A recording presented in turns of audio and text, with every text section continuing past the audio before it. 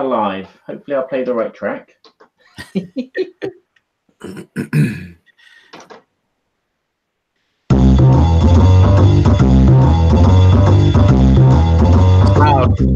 that time again. It's the Berkey and the Badger Board Game Babble Show. It's going to get wild. It's going to get wacky. It might even get a little zany. We're going to talk about board games and the board game industry. And, you know, we might talk about anything else we want to talk about. Hey, it's the Berkey and Badger Board Game Babble Show. Hello, Babbleites, and welcome to the show and the wonderful kingdom of Babblot. I'm your rightful honorable ruler, King Berkey, and I'm the host of this elegant podcast, which is streamed with striving. It's striving to reading. It's which we strive to stream live on YouTube, directly from Babblot, where everybody is a board game enthusiast, from your humble king right down to the local goat shaver. It says goat shaver, Badger. Shaver. Speaking of the lowest of low, please welcome the court jester, Sir Badger. Have you been shaving goats lately? I have indeed. They have little billy goats to, you know, it's the fashion. It's the fashion. You know, all these French people here, all these Babblites on the south end of Babblot. We've got our tongues twisted here. Yeah, all the Babblites here that play board games in the south end of Babblot have beards, and they all need shaving them off. And so I'm taking a bit time of, you know, having. I think you'd look good in it. We should shave your head and then grow you one of those big black manly beards. No, I don't want them. All my board gaming buddies have one of those big board gaming manly beards, and I think it's like a cult. It's horrible. It's nice to see that, you know, we have a special guest here and they don't have a big bulging beard or weird hairstyle. Well, speaking of our guest, we have with us the wonderful, the incomparable, the ever popular, what other descriptors can I say? I can just say all around nice guy, Derek Funkhouser from the Board Game Spotlight. Welcome, Derek, to the show. Hey, everybody. Thanks so much for having me on. I'm really, really excited to be here and to hang out with all of the awesome board game enthusiasts of Babblot. Well, it's great to have you on the show. We're going to have our special game show, what game is behind the door with Derek, and we're going to talk about some other things that he's involved in the hobby. But Badger, why don't you give us a quick rundown of what we're going to be talking about in episode 64? Oh, in episode 64, we're going to quickly talk about what's been happening here in Babblot, what the king has been up to, and what his little court jester has been up to. Then we're going to do a roundup of rumors and things that make us go, And then we're going to interrogate our new prisoner who was actually caught with a goat. With the goat. Yes, he was one of the prize goats of your main stable, sire. He was. Oh no! Yes, that goat. Yeah, not that goat. Yeah, the goat that when you milk that goat, gold comes out. And the best cheeses in all of Babblot as well. Yes, I like cheese. Yeah, that's why you were doing it, weren't you, Derek? Yes, the main culprit is in his cell. The interrogation will go incredibly difficult in this one, Dad. Yes, I'm very, very excited to be here. Very excited. Thank you so much for having me here. If anybody's out there watching, thank you. Yeah. Well played, sir. Well played, sir. But I have eyes all over the interweb. Yes. He's actually designed a T-shirt which says "Help, get me out of here. I'm a celebrity. Get me out of here." And then we're going to finish off with our Babble subject, which is the relevance of top 10 lists, and we're going to also do like a top 5 ourselves of games from 2018. So. If I do a top 5 and you do a top 5, that That's like a top 10. Yeah, that is. But then Derek's going to do 5, and then it's like a top 15. That's okay. I'm well known for basically fitting 50 games into my top 10. It's kind of something that everybody knows. And I don't really stick to the honorable mention list is about 30 games. Wow. Well, Badger, tell us a little bit about what's been happening in your neck of Babblot. Well, it's just been the festive season, so Happy New Year to you all, especially you, Kabuki. Happy New Year.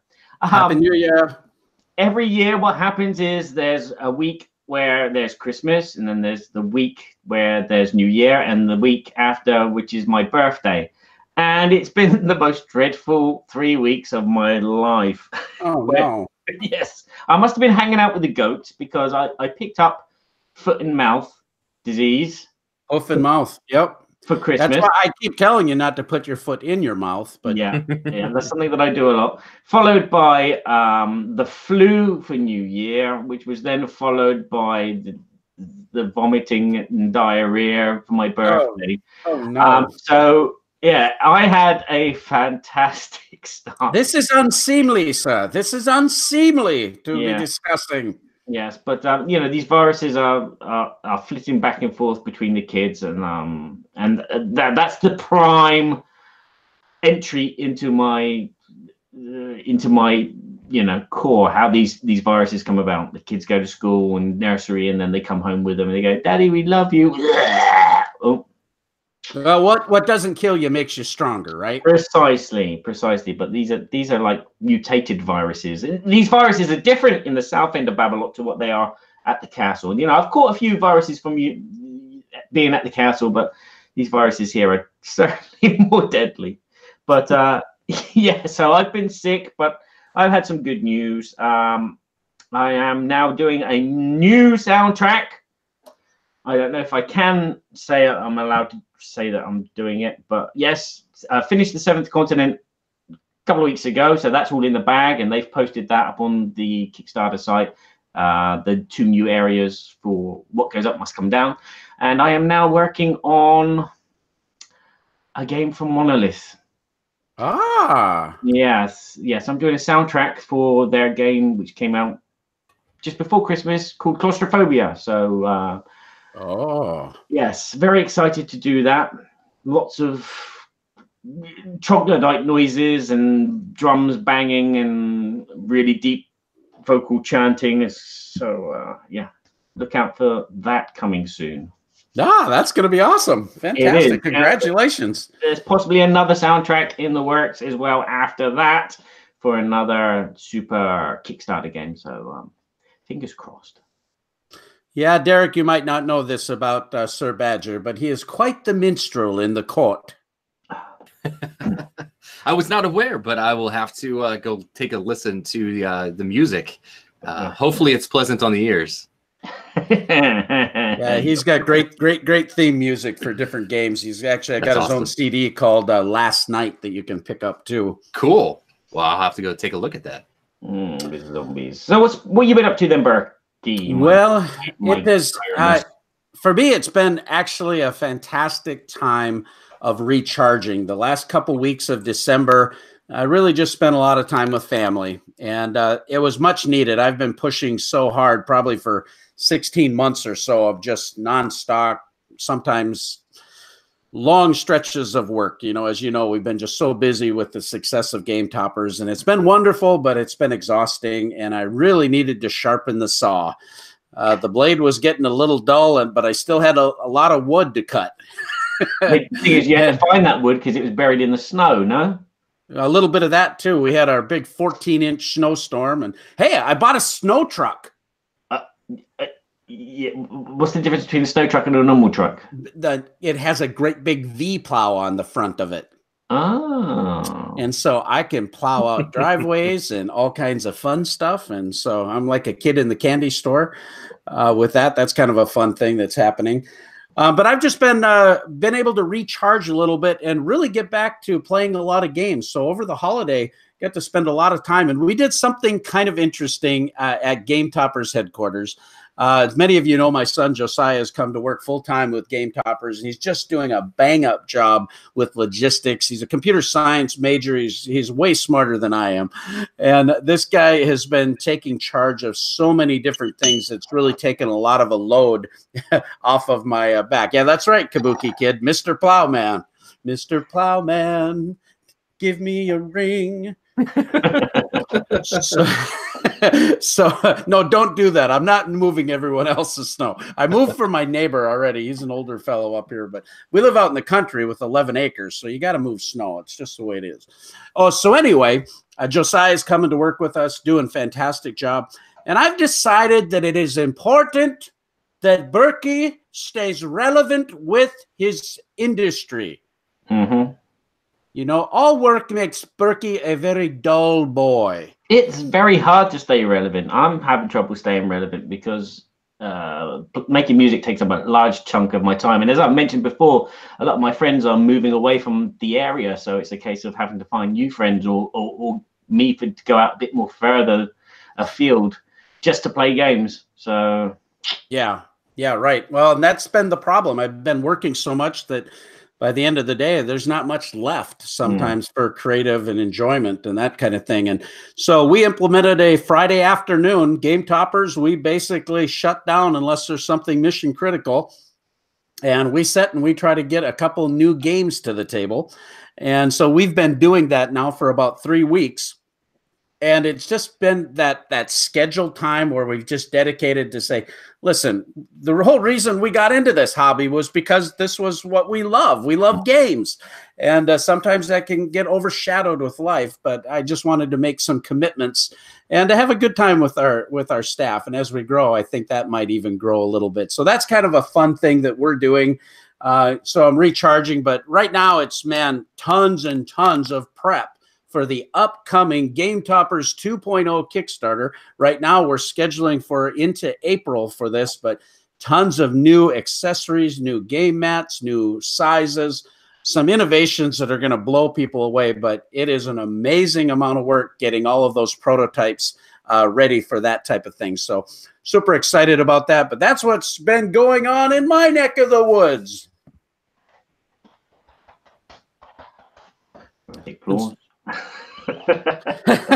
There was crickets after that. There was. So anyway, along with that, we want to first off just thank a couple of our sponsors that have been with the show. We have Arcane Wonders and Academy Games, and we're just so grateful to have sponsors on the show. Of course, Game Toppers helps out supporting and hosting the podcast, and we're grateful for having those resources to be able to do that. But Academy Games has just been one of those companies that we've talked about a lot in the past, but they've just made such amazing quality games. Their Birth of America series, 1775, one of my favorite games, but going forward with their 878 Vikings and 1812 and the 1754 game that are just fantastic. But then they go nuts and do all kinds of other awesome stuff, like Mare Nostrum, which is this awesome. I mean, I love Mare Nostrum with that great big honkin' mat. Freedom, the Underground Railroad, which is just a fantastic, thoughtfully produced game regarding the Civil War and freeing the slaves into Canada, and done so well. We also have their brand new game that came out. You can probably see it up on my shelf up here, Tutors, which has a really interesting worker placement system. You have this hand that is available, and if you get rings on different fingers, it activates different actions. But going to your noble tables and how you're able to move up and get influence with this worker placement system is really interesting. Anyway, you can check out Academy Games. There's some of the best games out there. One of my favorite publishers, and that was before they even thought about sponsoring our show. They've been one of my favorites. So check them out at academygames.com. Barry, did you want to talk before we go into things that make us go about our poll that was put up last on the Board Game Geek Guild? Yes, I will do. Now that you reminded me, it's me that's skipping ahead on the scripts today. Yeah. Normally it's me. Yes, normally. Okay. Yes, our poll on our last show, we were asking, we were telling you what games we'd probably be playing at the table for Christmas after the turkey is gone, and we wanted to know from you what style of games will you be playing after Christmas? And the results are in with over 260 voters. We have family games as the #1 pick. Now, family games obviously cover a large, sector of board games, from Ticket to Ride to Quirkle to whatever, Fertility, more recent one. So that was 58% of the voters. Close behind that was party games. Party game. Yeah, I found that a bit surprising. Yeah, me too. But I suppose on Christmas time, though, people are looking for shorter, family interactive, larger number player count. Yeah. But very, very close behind that, because that was 41.5%. At 41.2% were dry Euro games. So that's the top three. Right down at the bottom with 5.4% is people voted for doing that 2,000-piece jigsaw puzzle, which I put in as a joke, but obviously 14 people thought it wasn't a joke and they would actually go and do that for Christmas. Hey, every year at the lodge, my wife's family has 10 brothers and sisters, and there's about 80 of us with all the cousins and everybody that's there. And every year they put out that great big round table and got this big massive jigsaw puzzle that everybody puts together for 3 days. And the lowest vote was zombie games, which is fair enough. It's Christmas. What did you play at Christmas, Derek? What type of game? Oh, type of games over Christmas. We played a number of.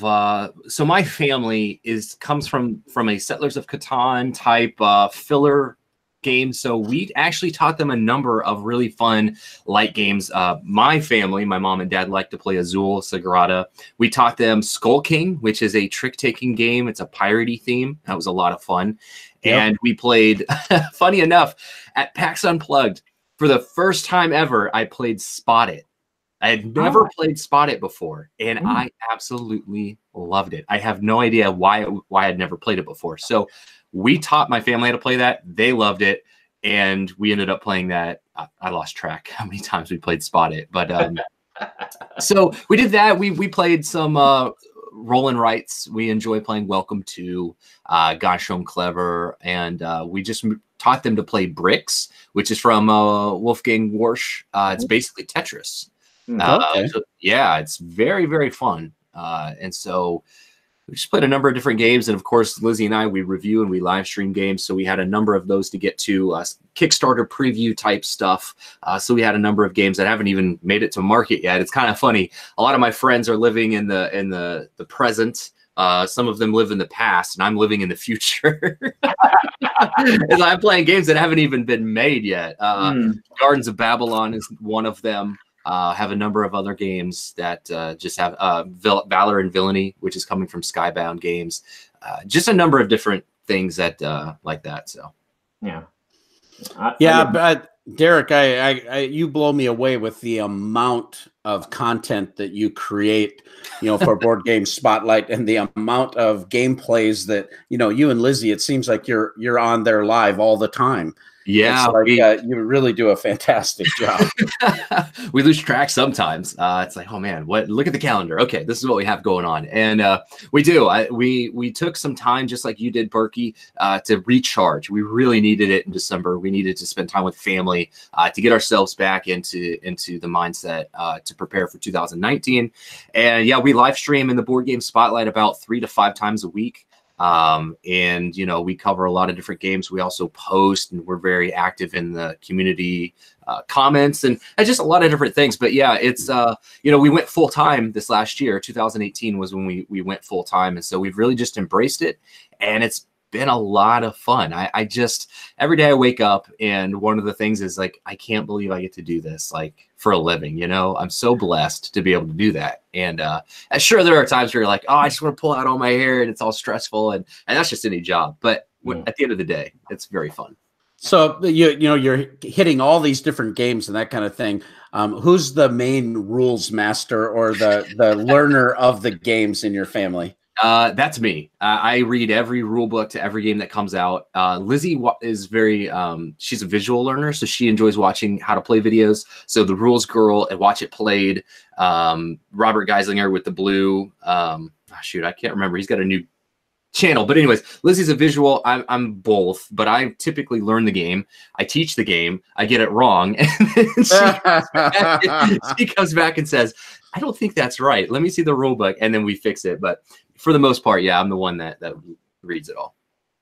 Yeah, I'm a lot like Lizzie too. I don't care to read I can do it, but I don't care to do it. It's work for me. So it's much easier for me to watch a video and then go back and refer to the rules. But Lizzie does such a great job on your channel too. You guys have such a great presence on screen together. There's obviously your husband and wife, but your chemistry is just a lot of fun. And I know she does a lot of things outside of what you're doing individually as well, which is really fantastic because she's just very credible and all that.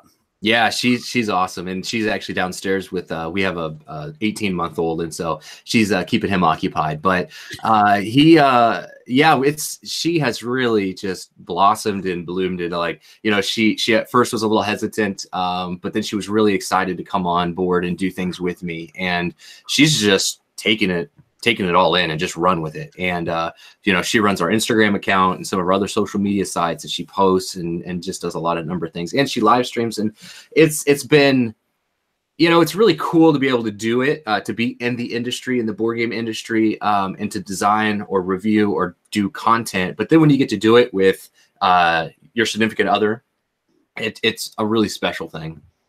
Yeah, that's fantastic. Dan Hughes, a friend from across the pond, is in the house. Hello there, Dan. Stop by for a spot of tea and crumpets, did you? No, that's not his accent. He's a Yorkshire boy. Oh. And I've lost my Yorkshire accent. I haven't watched Last of the Summer Wine in years. Donkeys. But well, we're going to go on to our next segment real quick before we get into our game show. Our new segment is Things That Make You Go, Things that make us go, Board game news. Berkey and Badger reflect on the current events that are happening in the board game industry. Some may be good, some may be bad. But there are all things that make us go, dance. Dance, Jimmy, dance. And fade.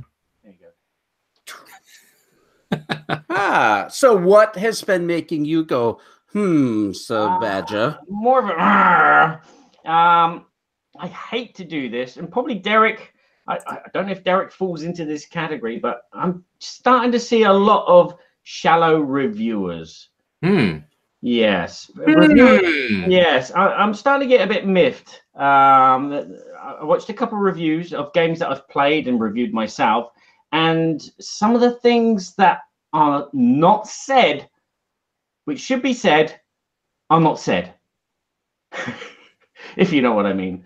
But some of the reviewers are just targeting a little element of the board game which they don't like, and they blow it up for 5 minutes.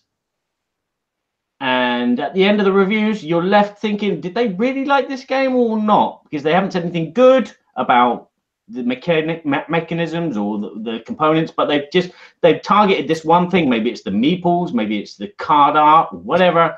And it's like, well, was it a good game or not?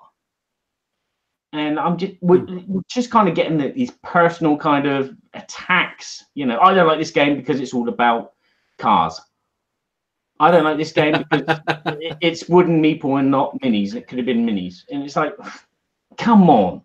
I want to, we want as an industry, as reviewers, to be giving people good advice about games and pointing out all the good qualities and the bad qualities. But people just seem to be digging on the bad qualities. Obviously, for some people, it makes good viewing, but not for me. I want to know if a game is a good game that I will go out and spend my money for.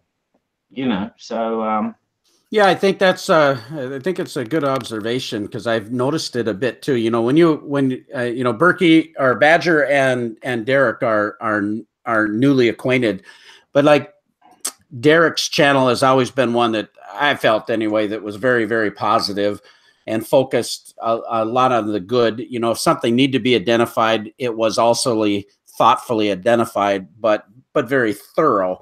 So that's one thing that I'd actually say about Derek's show is, you know, it feels very thorough to me. But I've been noticing the same thing. I've been noticing a lot of it's almost like it becomes clickbait if you can go on a rant, right? Mm. And sometimes it's not about things that are all that important. Yeah. I don't know. What do you think about that, Derek? No, I think you're onto something there. I see it mostly in, you know, I really don't get an opportunity to consume a lot of other board game content creators. When we're putting out so much of our own, I barely get to even watch what I do.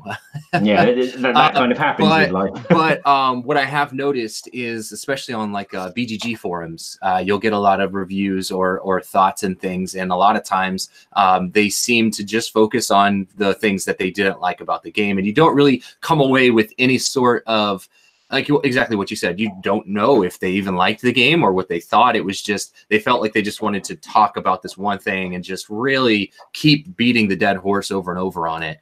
Yeah. One thing that we've always done with the Board Game Spotlight is for every negative, you do a positive. You balance the two out. Like if I have something that I didn't like about the game, I'll find something that I did like about the game. Mm-hmm.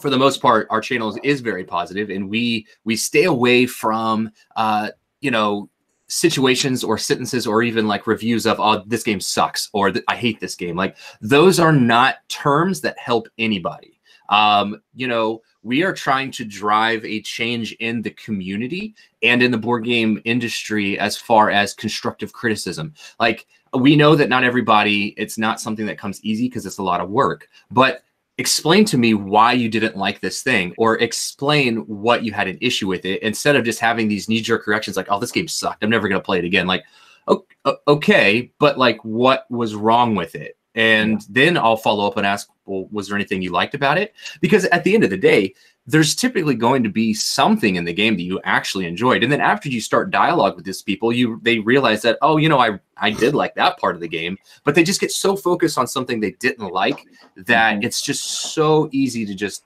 target the negative and just keep beating it.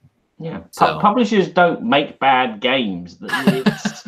They make good games. You know, they put their heart and soul into the rule book, the components, how the mechanisms work together. Is the theme right with those? And for people just to say, well, no, I didn't like that. It's like, well, that's not a review. That's, you know, that's just, you know, I could have got that kind of response from my mum. Oh, I didn't understand the game. I didn't like it. No, I'm playing that. But yeah, it's just a, there you go. Thing that made me go, I almost feel like it's a whole Babble topic for us to explore some of that, because you know, it goes from reviewers just to subjective opinions and first impressions. You know, we do our Does kind of tie in with our subject as well today. The top 10 lists. Yeah. I'll get to that when we get to it. Yeah, no, I can actually see that too. Hey, so Chris Whitpan from Game All Night is in the house. We've got Ben Lunches. Good old Ben. Thanks, man. So glad to see you again. And James Brazil is in the house as well. So it's just so great to have you guys join the show. Thank you. Feel free as we continue through the show, if we have some questions that you have for Derek when we get to that segment where we talk about things he's doing, be prepared for that, and you can ask Derek some questions. One of the things that have been making me go, and it's partially because I've been active in the community. I'm not quite a super backer, but I don't think I'm too far off from it, is Kickstarter. And there was some news recently that said that last year in 2018, Kickstarter projects that were in the tabletop game segment were up 20% from 137 million in 2017, and it's now being reported that it is up to 165 million in 2018, just from the board game segment. Now, I've been following this from a couple different things.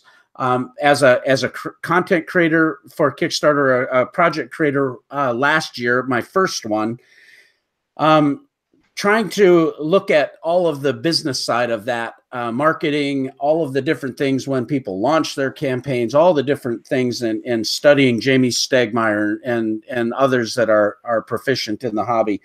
But seeing our segment becoming so prolific, that the thing that made me really go, about this whole deal is that the actual total revenue in 2018 on Kickstarter was down.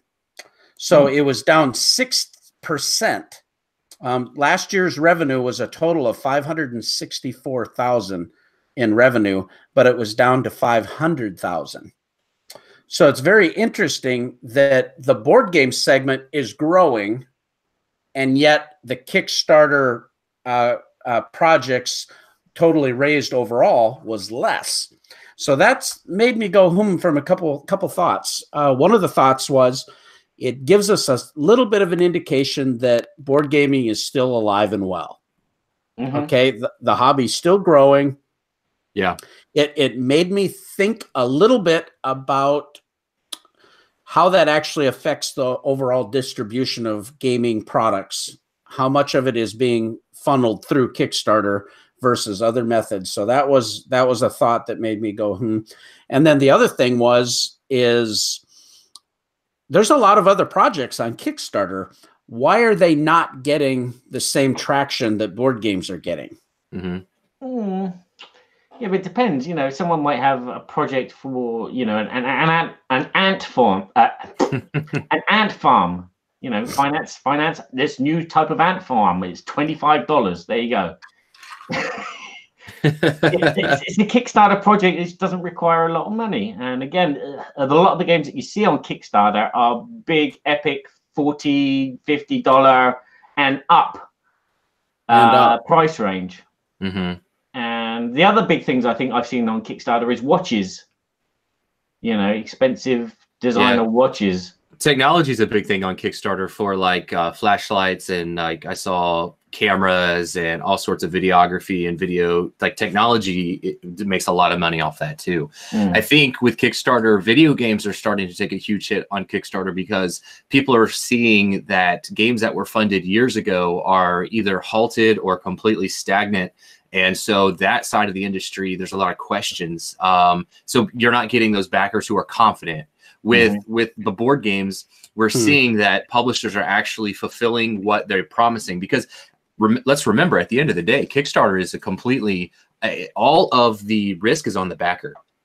You're giving a company money with zero promise of product. Like we've had projects that have run away with money in the board game industry. And so I think backers need to be aware of that, and they're seeing that in other parts of the Kickstarter. But as board games are concerned, they're feeling a little bit more confident because those are actually getting fulfilled. And so, yeah. Yeah, Dan Hughes makes a comment. He says, I suspect there's been a lot of non-game Kickstarters that have failed to deliver. Yeah. And maybe people are getting wary. And that very well may be. Our hobby is reasonably well trusted, I would say. People want to stay in the industry, so they don't want to do it wrong and take advantage of anyone. But obviously, you know, we have shysters out there. But I backed I backed a product for a French press coffee deal, and that thing was supposed to be delivered in 2 months, and we're still waiting a year later. And who knows, you know, whether it'll come. And that there could be some of that kickback. So it just made me go on. Well, it just made me go, it's wonderful that the Kickstarter segment is growing. Just made me go, wonder what's really happening for the other segment. Are they losing traction from a marketing standpoint, or is it just other factors? That's the thing. The board games are a hobby. Watches are not a hobby. Torches are not a hobby. Coffee presses are not a hobby. They're just things that people might need. Whereas a board game, you put a board game Kickstarter, I need it. Get to it now. Yeah, I mean, board games are totally a luxury hobby, right? Yeah. And you know, it's not something that you would ever say you actually need. So I think that probably drives demand as well. People that have a lot of disposable incomes, or they're waiting because they know this is coming out and they're in the hobby, then they wait for Kickstarter because they know they can get it. So yeah, Chris also says our hobbies really well focused and good communication between participants and that type of thing. Yeah, for sure. Well, and to date, like right now on the Kickstarter, at least via the app, it shows that there are 325 live game projects. And if you actually go through, and I would actually, you know, I would encourage, if you're listening to this or watching, go look at the games that are on Kickstarter, that like hobby board games. You'd be surprised at how many you've never heard of. Like, there are so many projects on there that don't get the marketing and advertisement or anything that we think of as being crucial to a campaign. You would be very surprised to see projects that you're like, wait, this is a thing, this is on Kickstarter, you know, so. Yeah, I think with those ones do have like the big advertising, they've already invested a large chunk of money, and so they need to have a lot of backers to one, pay off all the money that they've spent, and then two, get the money to produce the game. Whereas some of the other projects are just, you know, well, you finance us and then we'll show you what it looks like. It's like what Berkey always says, it's, you know, you go with your serviette with your pencil drawing on it. Those days are gone, but still people are still doing that. Yeah, I think that's right. Hey, Rick's in the house. How you doing, brother? Good to have you in. Well, I think we're going to move on to our next segment. But before we go into that segment, we have our sponsor of Arcane Wonders. And Arcane Wonders has been with us now for several years. And, of course, I'm very good friends with the owner, Brian Pope of Arcane Wonders. They are makers of the Dice Tower Essential line of games. And these are games that are specifically recommended by Tom Vassell. And in most cases, these recommended games, Tom Vassell has actually vetted these games ahead of time and brought them to the Arcane Wonders staff. And the reason I'm talking about Dice Tower Essentials right now is there is a whole new line of games coming through the Dice Tower Essential lineup that they're just really great games. And if you know Tom's taste in gaming, you know, it's pretty diverse, but, you know, he has kind of a, you know, what would you call it? A centric type of game that really fuels him.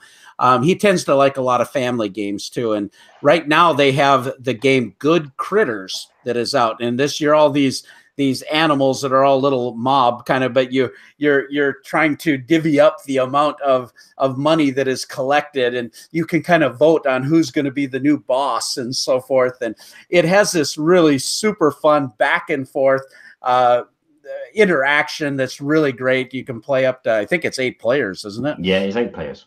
Yeah, and it's just so much fun. My family plays this. We were out camping this summer, and we played that over and over and over on the picnic table on our little mini game topper, and it was just so much fun. So I'd highly recommend you take a look at Good Critters. But they also have Critical Mass, this mech-on-mech battle game. And right now they have 4 mechs, but they're going to be coming out with different mechs. I just saw a picture of Tony Galati, the sales manager for Arcane Wonders, on the Dice Tower cruise right now. And they gave away a copy of Critical Mass to every one of the people who are on the cruise. And I can just imagine how much fun those people are having playing that mech-on-mech, you know, battle game on the cruise. So with that, go and check out Arcane Wonders. You can also see a lot of their other games that they've made, and we sure appreciate their sponsorship. You paused automatically. It's great. Woo! It makes the editing this easier. So we're going to move on to our segment and do a little bit of get to know Derek Funkhouser with our section, What Game is Behind the Door? Welcome, everybody, to What Game is behind the door.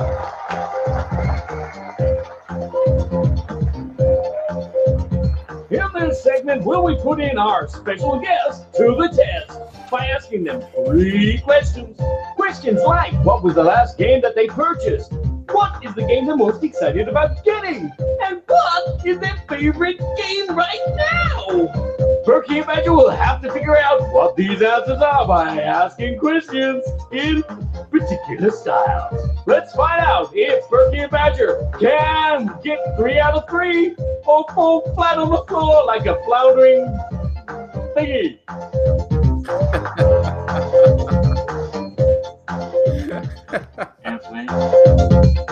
It's been a while since I've heard this. That's a good beat. Yeah. Oh, it just ended abruptly. Oh, sorry. Before the piano kicked in.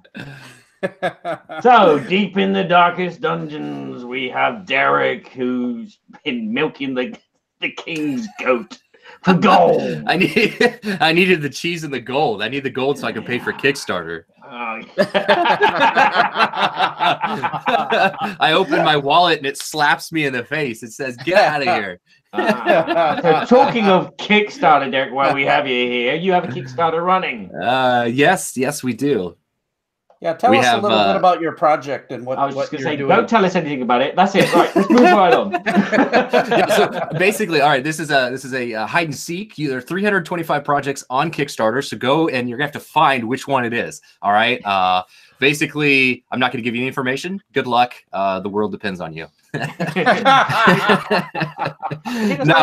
promos. It does. Yeah, Promo Paradise is live on Kickstarter right now. We have partnered with a huge amount of publishers that have worked with us in the past, who are dear friends of ours, and I'm partnered up with Martin Poole of the Board Game Exposure. We launched this last Tuesday, so we're just over a week into it. We have another 13 days left. We have funded. It has been an incredible experience. This journey has just really, really blown me away. And so if you're interested in promotional cards for games like Architects of the West Kingdom, Robin Hood and the Merry Men, Berkey's Shield for what game's that one for, Berkey? Spoils of War. Spoils of War. There you go. We also have Critical Mass and we have Viral. We have a lot of really fun promos. So go take a look at it. Well, I think that was a very quickly done self-promotion of your Kickstarter, and I would like to add to that. I think that it deserves more than that, because it's a really cool collaboration between you and Martin and what you guys are doing in the hobby, creating content, but then also bringing all these people together. And for a, I don't want to call your I mean, you have about 13,000 followers on Facebook. We're just about to hit 14, actually. We're just like 200 members away from 14,000. Don't say you jinx it, and then people will actually, I just checked and they're all gone. They just left. They left. Well, they heard I'm locked in the dungeon. A lot of this, I know you've worked with James Hudson from Druid City Games and starting the Spotlight and doing all that kind of stuff. And I know you've been doing a ton of stuff for the last couple of years, but in the last year, there's been a really big rise in your following. And I think it's evident in the Kickstarter, because, where are you at then on the Kickstarter right now? We're just past 64,000, which I didn't really know that was a number. Right. Really have blown away all of our funding, and we've actually had to scramble to make sure that we create stretch goals that backers want. It just really blew us away. And so we actually have a comment over in the YouTube chat. Chris Whitpan says, so the advent calendar, but for actual games you might own. Chris, that's actually a very true statement. Every promo that you can get from our Kickstarter are games that are in market. These are not games that are in Europe or Essen. These are all games that you probably have on your shelf or are coming, such as there's some games coming out from Kickstarter like Brook City and a number of games that are fulfilling in the next couple months. So yeah. Well, I can't wait to get the Derek Funkhouser Baseball Highlights 2045 card, goodness. baby. Is that card not crazy or what? Is that awesome? Good. I mean, it only costs 9, and it's got a 3 recruitment value, and you got power, and the graphics look good.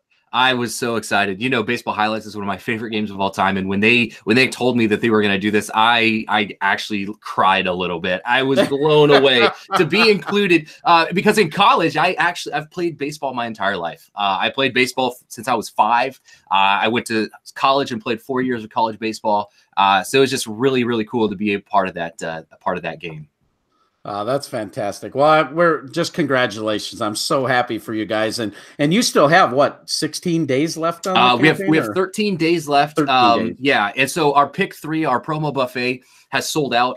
We are currently looking at that pledge level. Really, it has just blown us away at the sheer amount of people that have wanted to pledge. And so we're going and we're actually having to look through our inventory and our logistics fulfillment to make sure that we can open more up, because we know a lot of people want that specific level. So it is sold out right now, but if you're listening to this, go check it out. There might be some more opening. We don't know. We are trying to work this out for you because we want everybody that wants to pledge to be a part of it. And we'll have a Kickstarter link in the show notes of this show, as well as on our Board Game Geek 2248, the Guild. So you'll be able to check this out. You'll see it on our social medias, but also check out Board Game Spotlight on Facebook and on Kickstarter. So with that, let's just jump right into what game is behind the door. So do you want to explain our 3 parts of the game, Barry? Yes. We'll start with part 1 because part 5 was good, but Berkey just couldn't get his head around the rules. So he had to watch a Rodney video about it. Yeah, part 1. We're going to ask Derek, what was the last game that he purchased?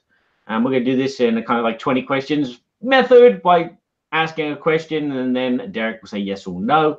After we have both asked one question, Derek's going to show us a component from this game, just to help us out, because there are more than 60,000 games in the world, and I only know 520. So, question time. All right. And then we have to mute our chat so that we can't look. Oh, yeah. But all of you in the chat, you're going to be able to guess. Mm-hmm. Yeah, you can't guess now, Ben. It's not Wingspan. Okay, right. Okay. All right, I'm going to minimize that. All right, here we go. I hope I can find it again. All right. And so first question, of course, the standard question from the king, is it in a Ticket to Ride size box? It is in a Ticket to Ride size box. Ooh. Okay. I'll go with my non-standard question. Was it a Kickstarter? It was a Kickstarter. Ooh, that was a good question. So now we get the component moment. If Derek, you'd be so kind to show this was the last camera. game. This was the last game you purchased, but it was on Kickstarter? Yes. Now, does this count toward? That's a question. Does this count towards your 20? No, that's a subset, and we can do as many of those as we want. Okay. Phone a friend. Okay. I too like to make up rules to games that I. And then your wife slaps you around the face and says, "No, that's not how Rodney teaches it." Yeah, Berkey, this is actually fun. I can't believe I'm saying this. I did not back the Kickstarter. I bought this retail, but this game was on Kickstarter. Okay. So it is, it's a retail game. Okay, here you go. Here is component number 1. Okay.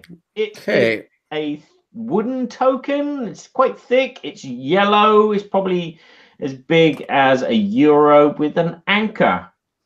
It's an anchor. Yellow with a black anchor. Okay. Wow, I wonder if that isn't that new game.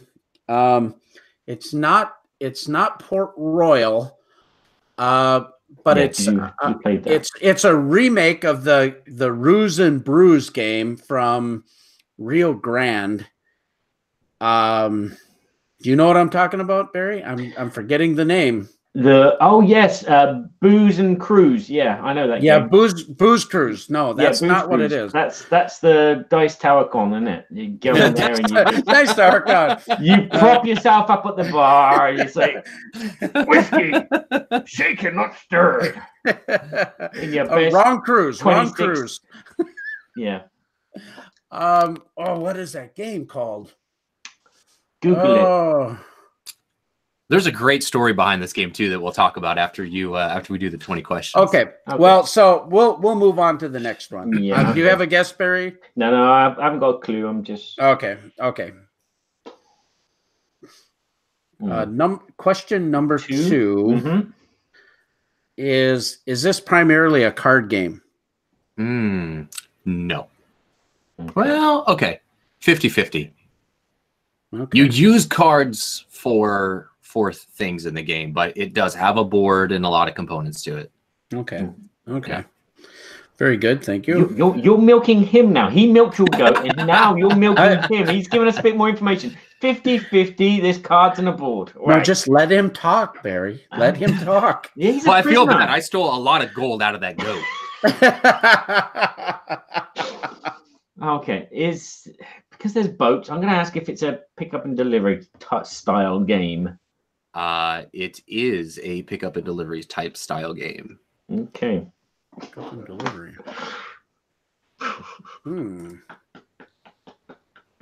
So component number 2.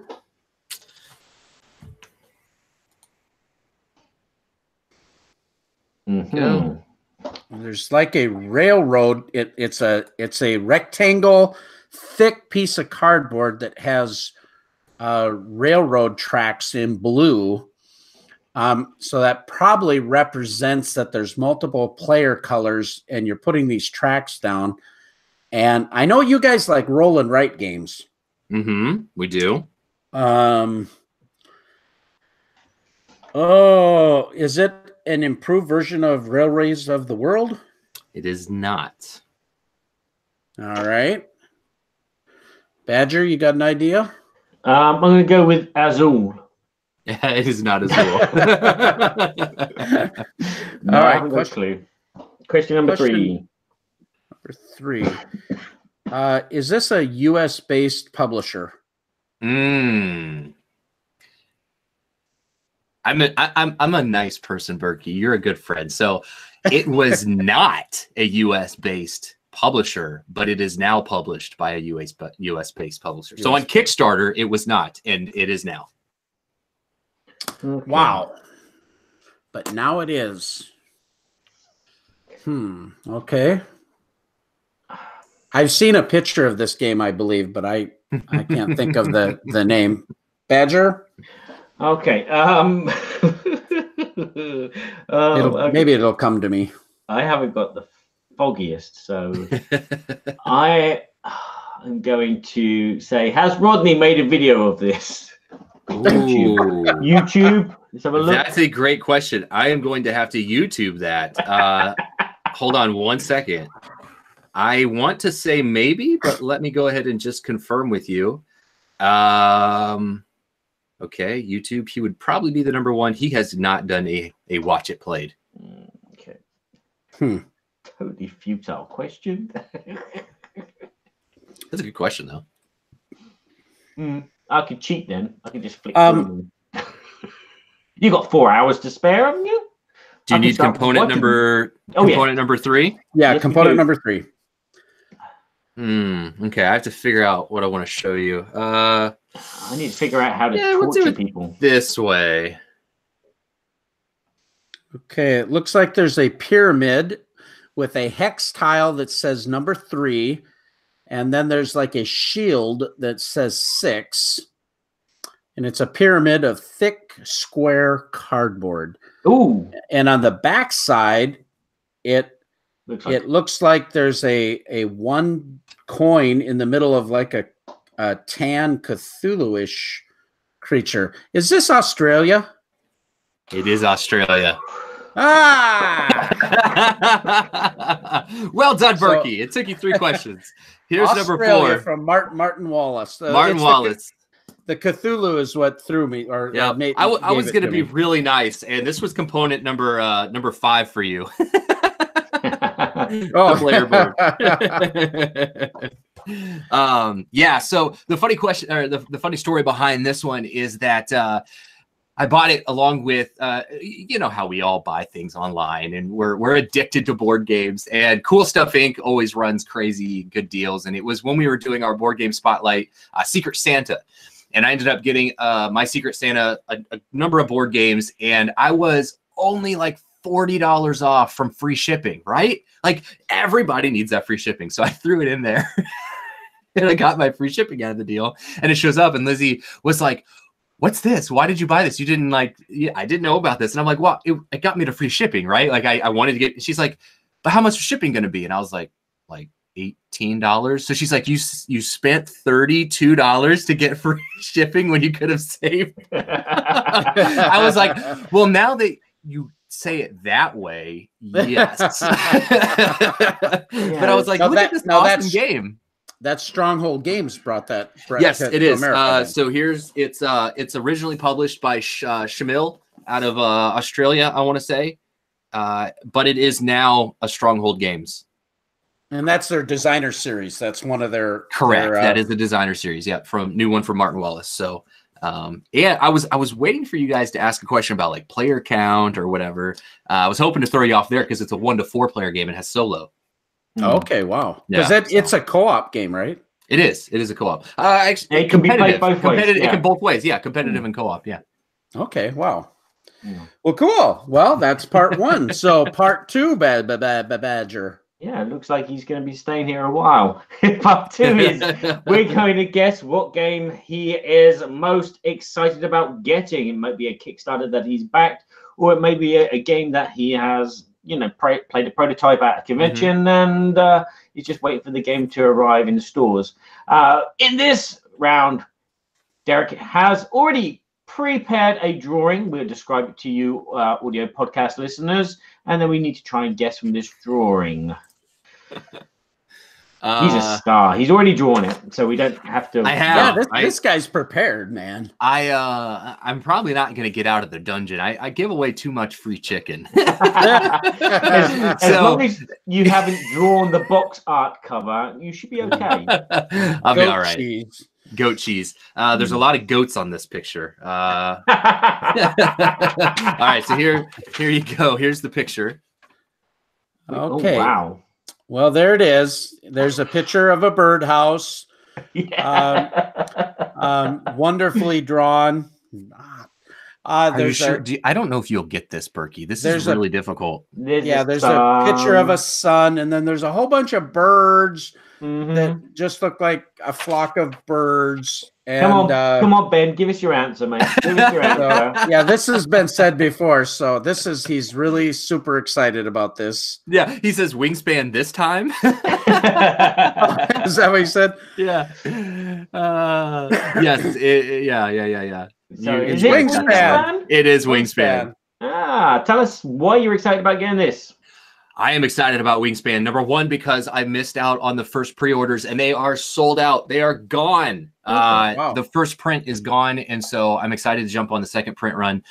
Number 2, it's gorgeously illustrated with like over 100 unique cards of all birds, and birds are not necessarily the most exciting theme, but what really hooks me is the Stonemaier precision of component quality. There's the amount of labor of love that Jamie puts into his games. It looks incredible, and I love engine building. Like engine building is one of my favorite mechanisms, and so I'm really excited to check that out. Wow, fantastic! Yeah, I like birds. I think birds are a good theme. I've seen pictures of it, but I haven't even looked into that game at all. So. I mean, it's got engine building. It's got these little like wooden eggs, wooden dice. It even comes with a wooden dice tower. Like it's the bird box, or is the dice tower. It's super cool. Just made out of wood. Or cardboard? Made out of. I'm pretty sure it's wood. Pretty positive. Wow, I haven't played or purchased it yet, obviously, because I'm excited about it. But I'm gonna take a look at that. Yeah, it's number 2 on the hotness list on Board Game Geek. Plug for Scott, Board Game Geek. Plug, plug, plug, plug, plug, plug, plug, plug. Well, I tell you what, when Jamie Stegmaier puts out a game, it's almost an automatic buy for so many people, just because they've got such a great track record. Yeah, and the pictures of the birds, they look like, you know, illustrations from a bird book that my dad used to have. Yeah. Beth Sobel is the artist. It's from an all-female team, the first designer by Elizabeth Hargrave. And then it was actually quite a number of artists: Beth Sobel, Natalia Rojas, Ana Maria Martinez, Jaramillo, I'm assuming is how you say that. But I'm really, really excited to take a look at this one. It plays 1 to 5 players. Yeah, there's some pictures there. And I guess it is a cardboard. Yeah, it looks cardboard. Is it cardboard? Okay. Yeah, the way that they cross-section the wooden dice. Okay, there you go. Yeah, Beth does such awesome artwork. I really like her style. Yep. So that is that's my most anticipated. Well, I'm gonna have to check that out. That looks great. Thank you. Well, part number 3, Badger. Okay.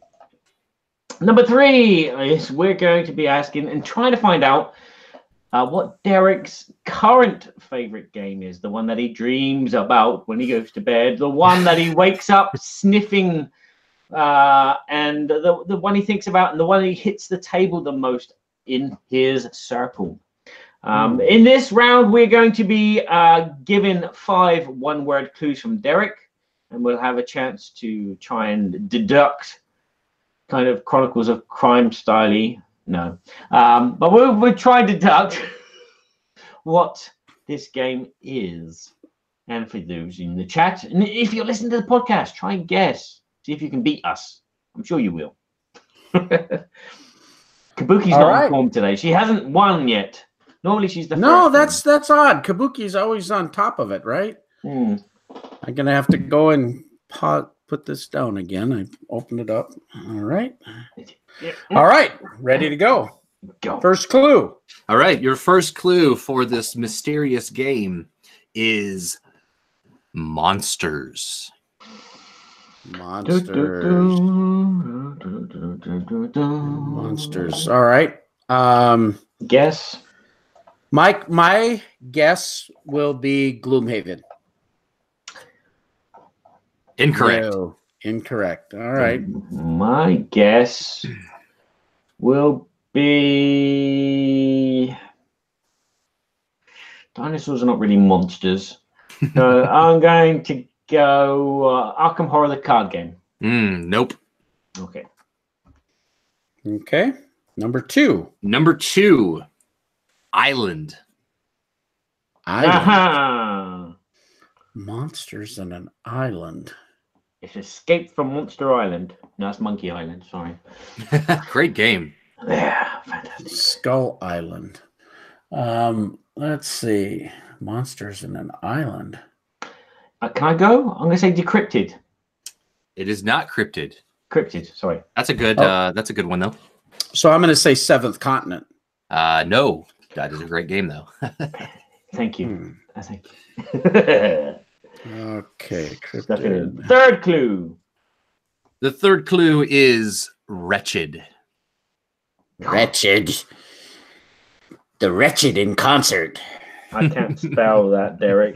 W-R-E. No, I'm joking. Yeah, you spelling it to me is going to help me guess the game. So what does wretched mean to you, Derek? Wretched would be you are a terrible person. You're milking him again. Yeah, I know. You see what I'm doing there? It's great. He's falling for it every time. It's awesome. You're scum. Okay. You're scum. Well, thank you very much. No, not you, Bertie. Thank you. Thank you very much. I'm sorry, King. You already threw me in your dungeon. What I know what you what to do. You're staying there a long time, buddy. Wretched. I don't know. I'm just gonna throw out Thunderstone Quest. Nope. Okay, monsters, island, and being wretched. Maybe is it the players that gotta be wretched, or is it part of the mechanics? There's a wretched mechanism that he doesn't like, and therefore his review is just going to be digging up on this wretchedness. No, I'm going to pass on this one. Gonna So pass. yeah. Okay. Number 4. Attributes. Attributes. Oh. So this is something that I'll give you. they're I'll leveling add on up. to this one. I'll add to that. Attributes and influence. Both of those. And influence. And influence. So attributes and influence. It's one word. One word. He's making up his own rules. I like it. I like it. He's staying for life. We're going to keep this. Well, it made me think of Keyforge, but Islands is throwing me. Yeah. Islands. Yeah, I was going down the old Attributes. Dungeon Lords Monsters. route. Yeah. I'm drawing a blank. I'm blank. Kingdom Death Monster. That is not correct. All right. I knew that. His next clue is naked women. Oh, that's 2 words. Oh, no. All right. 5 is your last The last chance clue to stump us. is honor. Honor. Yes, honor. Honor in the kingdom. So these are obviously statistics and characters. Or Yeah, it makes me think of role player, but islands just mess with me. Islands. he didn't say fire, did he? Monsters. He say bulls. I'm going to say role player. It is not role player. Ah. I'm gonna say I'm going to go with Escape from Monster Island with attributes from Stronghold Games. I think he has a stump here. Yeah. Okay. Yeah, no, that is not correct. Okay. Spirit Island. Is anyone in the Not chat Spirit got Island. No one in the Rising chat Sun? has it. Nope. Okay. Nope. So the answer. Those are good questions, though. They were good answers. Yeah, good good answers. Rising Sun certainly is pretty close to fitting that. My game that I dream about and that I love playing right now is called Vindication.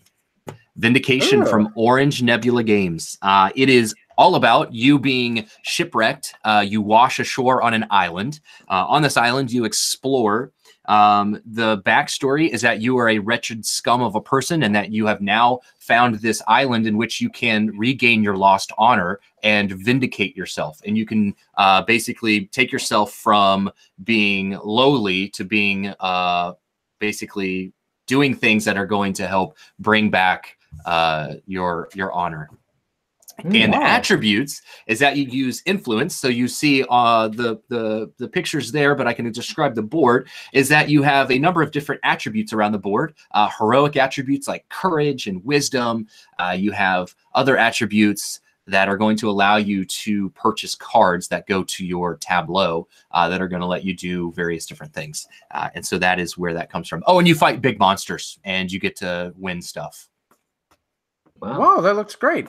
Yeah, it's very, very fun, and it is it's a midweight game. I would say it's not as heavy as it might look in pictures. It plays very quickly too, like 45 minutes to an hour.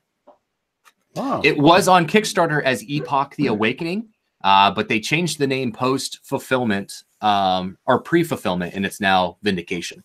I have to ask. You got these nice big minis of monsters, and then you got wooden cubes. Yeah, it is so cool. It's basically a hybrid of Amerithrash and Euro. It is, if you looked at it, it is totally a cube pusher. It is 100% a Euro Euro, but it has kind of like a scythe effect where it's just in this gorgeous universe. It's got miniatures and it just really immerses you into the game. But it's all done. If you looked at it, you would not guess that it's a Euro, but it is 100% through and through a Euro. Okay. So all those miniatures, come with the game? So the Kickstarter had, I think, like 8 to 10 miniatures. The base retail version comes with 2 of them, and they are strictly just for aesthetic. They do nothing except just to look cool. Okay. Wow, it looks awesome. That's amazing. Yep. So that's what I dream about. Well, we did pretty good. We got 2 out of 3, and that means you will be staying in the West Tower for not an eternity, but longer than normal, without any goat cheese. Only bread and water for you. No soup for you. No cheese. And cheese. No cheese. Oh, that was a lot of fun. Thanks a lot for indulging us, get a little bit about your gaming taste and that type of thing. And again, we have our guest, Derek Funkhouser from Board Game Spotlight, who just does so many wonderful things in the hobby, and very excited about that and all the things that he's doing. But now we're going to go on to our Babble topic. Yay! Don't ask me why my camera's gone. But then again, you can't see me cheating now. The game's finished. And now it's time for the Babble, Babble, Babble, Babble, Babble, Babble, Babble, Babble, Babble, Babble, Berkey and Badger's Board Game Babble. There it is. Yeah. Well, we're going to talk today about top 10 lists, and we're going to talk about why top 10 lists seem to have so much attention and attraction for people.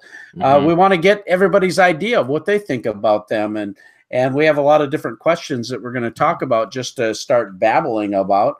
But I think it's very interesting that we've seen, when you take a look at the numbers of hits that YouTube videos get, even for the audio podcast, where reviewers and board game personalities are going through their top 10 lists, these are some of the most popular of the lists. The Dice Tower, I think, were one of the most prolific people to start doing it in a really large way. And to this date, you'll still see them get 20, 30,000 hits, sometimes more, when they do their top 10 lists. So let's delve into that a little bit and see what we like and what we don't like about top 10 lists. Okay. The Badger? I'm typing, sorry, and trying to sort out my camera, which has disappeared. Don't know why. Okay. All right, let's do my voice.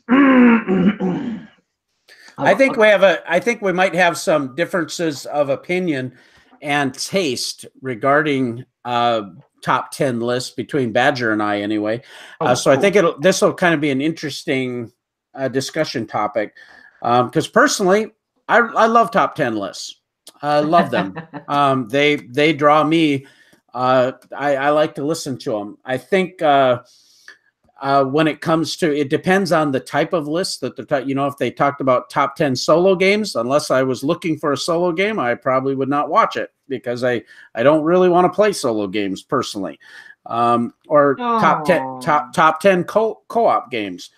I generally am not a big co-op game player. However, I play them, but those are lists that wouldn't attract me as much. But like top 10 games of 2018, or top 10 family games, or top 10 games of 2005. Okay. I love that stuff. Okay. Can I ask you a serious question then? Not seriously. No, not seriously. But how can you gauge a top 10 list? Let's say a top 10 list of games from 2018 from 1 or 2 reviewers when they haven't played every game of 2018? Good question. Good question. Yeah, we get that question a lot, actually, from like reviewer standpoints. And outside of Dice Tower or Man vs. Meeple, it is physically impossible to play every game from a year. And I think that when you look at top 10 lists, number one, you have to realize that there are going to be games they've not played. Number two, you have to look at what their tastes are. So there are games that they're just not going to play because they're not personally interested in it. And that actually gets down to a really interesting question, because right now in the board game industry, as far as reviewers are concerned, we have a lot of people who are reviewing games. And it really doesn't take a whole lot to start reviewing games, except that you create a WordPress or YouTube channel and you just start doing it, right? Yeah. It is my personal opinion that we don't have any board game critics There is no Roger and Ebert of the board game industry. There is no critic. And Man vs. Meeple and Dice Tower might be the closest, but they are certainly not critics, No. because a critic is somebody that will see everything that comes out, and they are ones that and it's tough. I think that there's room for that type of person, though. That it's a tough field, you know. Oh yeah, it's definitely a tough field. I mean, I started off trying to do that, but it just didn't work. Life gets in the way, kids get in the way, and it's just a case of, well, I have to just do what I can. Getting people to play games with can be a problem, but not all the time. Right. But again, it's again, being a real critic takes time. It takes me about 2 days to write a review about a game and going into the depths of all the little, not just talking about the components or the mechanisms, but talking about what works at the table, what kind of ambience it brings to the table, as well as, you know, was the rule book clear here? And there's so many little aspects, and some of them are solid and concrete, like the actual production of the game, but there's those components which are not concrete, which are the atmosphere. You play a game with one group of people, you get a good feeling. You play it with a different group of people in a different place, you get a bad feeling. And those kind of things that you shouldn't really put into a review, but you can't help but affect your review by having, you know, I played this with my mum and she didn't understand the rules and fudged the game up entirely. Yeah. So, yeah. It's definitely a catch-22 for reviewers, in the fact that we know that we're never going to get to every game that was released in 2018. We can only review what we can only go based on experience of what we were able to do. And so it's like, you know, good or bad, you're going to get flack either way for it, from a lot of people. And it's just kind of something you have to just be okay with. I think with top 10 lists, a lot of people want to see those because it's a very fast, easy way to get to basically, these are the games we covered in 2018, and from the 2018 pool, these were our favorites. So then it allows people to weed out games that they don't even have to, like, maybe go look at, or maybe it gives them more of a clear group of games to search for. Well, and I think that might come to a little bit of the minutia of the title itself, top 10. You know, when we say top, we infer that it's the best of or something like that. And when we use something like top 10 of 2018, then that is this assumption these are the best games. But the truth is, these are this particular reviewer's favorite of whatever top 10 they're doing typically. And so the opinion expressed is subjective, and it's not fully inclusive, because just like you said, you just said there was over 300 games right now on Kickstarter. I mean, I can't even remember which games came from 2018 in Kickstarter that I'm receiving some of them, or if they were still 2017 titles. You know, and again, I've seen the top 10 list where someone said, "Oh, this is my top 10. This is in my top 2018 games," but it actually came out before then, and I haven't played it until 2018. It's like, well, and then has it been played at multiple player counts, and has it been fully vetted with different player groups? And I mean, to make a good reviewer's opinion of a game, you know, my opinion is it should be played many times, and it should be played over multiple player counts. Here. I salute you, my king. Well, and that's why I'm not a reviewer. You know, I have impressions. I have opinions, but they're not fully vetted opinions. You know. Sure. Well, and one thing too, you can look at a lot of reviewers will find their niche, right? Like they'll find the thing that they do. So like for Lizzie and I, we make it very known, and everybody that watches our stuff or knows our tastes, it all comes from a two-player mindset. It's me and her. It's a significant other. It's couples gaming. So everything we do, all of my games are reviewed from that perspective. So if you see a game and we really enjoy it, it's because we really enjoy it at 2 players. Now, it may not be great at 4, but we are reviewing things from the 2-player perspective. Yeah, that's a really good point. And so, you know, do we play the game at 3 or 4 or we do play the games at other player counts, but when I choose to give something my personal top whatever, I like that game at 2 players. So have you done a top 10 list of favorite 2-player games? I actually do have a top 10 list of 2-player games. I don't have it on me, but I have posted it before. And you don't carry it in your wallet? I don't carry it, but actually this last year there were 2 notable games that actually made that list, actually pushing some others out. The 2 from this last year were Duelosaur Island and War Chest. Both of those games are in my top 10 2-player games. They are just fantastic experiences.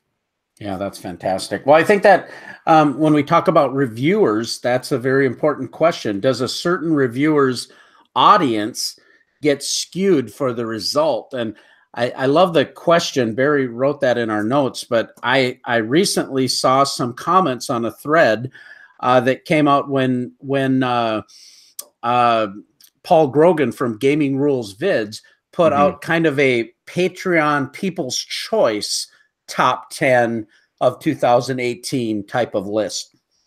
And so this is a very small sample size because this is a group of people who are fond of Paul's podcast. Well, for all of us that know Paul, he has a wide range of gaming, but he likes a certain kind of games. And a lot of times the followers of a reviewer will like those. You know, you take Ed from Heavy Cardboard, for instance. You're going to have viewers that are primarily, I mean, they want to play, you know, Food Chain Magnet all day long. You know, it's that kind of audience. And so they're going to be heavily skewed in that genre, if you will. And like you're saying, even maybe 2-player perspective. But how do you think that affects these top 10 lists? I think you're right there, and I think a lot of times most channels, I think, you know, you look at your Man versus Meeple, your Dice Towers, where they have multiple personalities, so that way they can cover a lot of different games, and so maybe those audience members can look for that particular person. Because I know a lot of people on the Dice Dice Tower fans will specifically look for Jason Levine's video, right? Like they really want to know what Jason likes, or you know, Z or Sam or Tom, you know. And the same thing for Man versus Meeple. They have 4 people on that panel, so they can hit a lot of different personality types. And so I think that if you were to just if the Dice Tower just did top 10 of 2018 and they incorporated everybody into that list, you would get a lot of skewed results because it's not going to be really fleshed out, because there's going to be a lot of a lot of conflict type of thing. So yeah. I remember seeing a lot of the Dice Tower stuff earlier when Tom used to ask for the People's Choice, and it was like the list was similar to his own choice. It's like, okay, yeah, this is skewed his way, and I sometimes feel that it's like that as well, because we're on the Dice Tower Awards committee, Berkey, aren't we? Yeah. I sometimes feel that the Dice Tower Awards are skewed to what Tom and co deem the best games. Well, that brings up a good point when you're talking about awards. It's similar to a top 10. Yeah. I want to talk about that for a second, but I noticed here in the chat that people were bringing up some interesting information about top 10 lists, and Chris Whitpan, for instance, said that Rahdo does it. He thinks Rahdo does it right because he does his initial one and then he updates it as his list becomes more inclusive, if you will. Because, you know, it's like, we're going to do a top 5 list here. Well, of course, we haven't played all the games that came out, and these are just some of them that we've played so far. And that could very easily change, but it might not change till next year. You know, so I think that's a really good point. And Kabuki Kid asked if 878 from Arcane or from Academy Games, 878 Vikings is a 2018 game, and I think it is. I could be wrong about that. It could be 2017, but anyway, the points I think are really well made that we can. What did I just say? I got sidetracked with the chat with games that are skewed because of the Dice Tower Awards being a top 10. You take an audience that personally, I feel really good about the Dice Tower Awards because I feel that there's a large group of people that are competent in the hobby that are contributing to it. It's not just an echo chamber. Now that's my feelings. I think we may have lost Barry there. Yeah, I think we did lose Barry there. Not sure where he stepped into the dungeon. Actually, I locked him in the door, so he's down in the dungeon, and now I'm up here trying to get out. Yeah. You must have clocked him over the head. I did. Yeah, he's gone. He'll come back with a welt on his forehead. Well, we can just talk about that while he tries to work that out here. Yeah, sure. Over on YouTube, Kabuki Kid talks about putting out a list later in 2019 to cover more 2018 games, and I think that's actually something I've talked to with a number of different content creators. Is the two schools of thought on this are: do you put something out later in 2019 to cover 2018 more extensively, or do you cover what you played in 2018 to try to build, for lack of better term, hype for 2019 sales? Like, these are the games that we loved. These are the games that we thought were great in 2018. If you've not had a chance to play them, go check them out. You know, a number of games end up making it from Essen that nobody in North America has access to unless you get a mule. And that's something that I've struggled with, and it's actually something that I've just decided for my own personal reasons, and with Lizzie and I, we are not going to put any Essen games on any of our top 10 lists. I feel that our audience has very much like retail or Kickstarter in mind, and that putting Essen games on a 2018 list when it's widely unavailable to most gamers, I feel like is in my personal opinion, it does a disservice to games that are currently available. So any game that was released at Essen, if it makes it over into North America in 2019, then it's going to go into my list for 2019. Two cases for that are Gone Shown Clever, which is coming from Stronghold Games in January or February of this year. And then Rio Grande is bringing Underwater Cities. So those are two big games from Essen. But I personally think that those need to be 2019 lists and not 2018. Well, I think that's a really good point. I mean, we're kind of focusing on this top 10 as our Babble topic, and we're focusing on one idea of top 10s, and that's, you know, the year 2018, because we're at the end of the year, entering a new year. So, of course, you're seeing tons of that kind of stuff. But what about other top 10 type of lists? Barry had written a couple questions here. He says, I'm here. There, Barry's back. Oh, no. He got out of the dungeon. He got back. I found the key. Why don't you go through a couple of those questions, Barry, that you had questions about? I'm going to be right back as well. We talked about the skewed results. What does it seem? There are more. Whenever I go to YouTube, it's like I'm bombarded with, with your main screen, and it says, "Oh, there's a top 10 on this, and there's a top 10 on that, and there's a top 10." And it's like, where are the reviews? It just kind of baffles me that it's like a popular culture. YouTube has kind of turned into a top 10 list. I found top 10 lists of most haunted houses in the world. I found a top 10 list. It's a site which just does ghost stuff. There's a site that does films like Watch Mojo, and it's just like top 10 lists just seem to draw people in. But yeah, they do get the viewers. Yeah. Do they serve a real purpose? So top 10 lists, it's all subjective. A reviewer is 100% objective. They get fans because those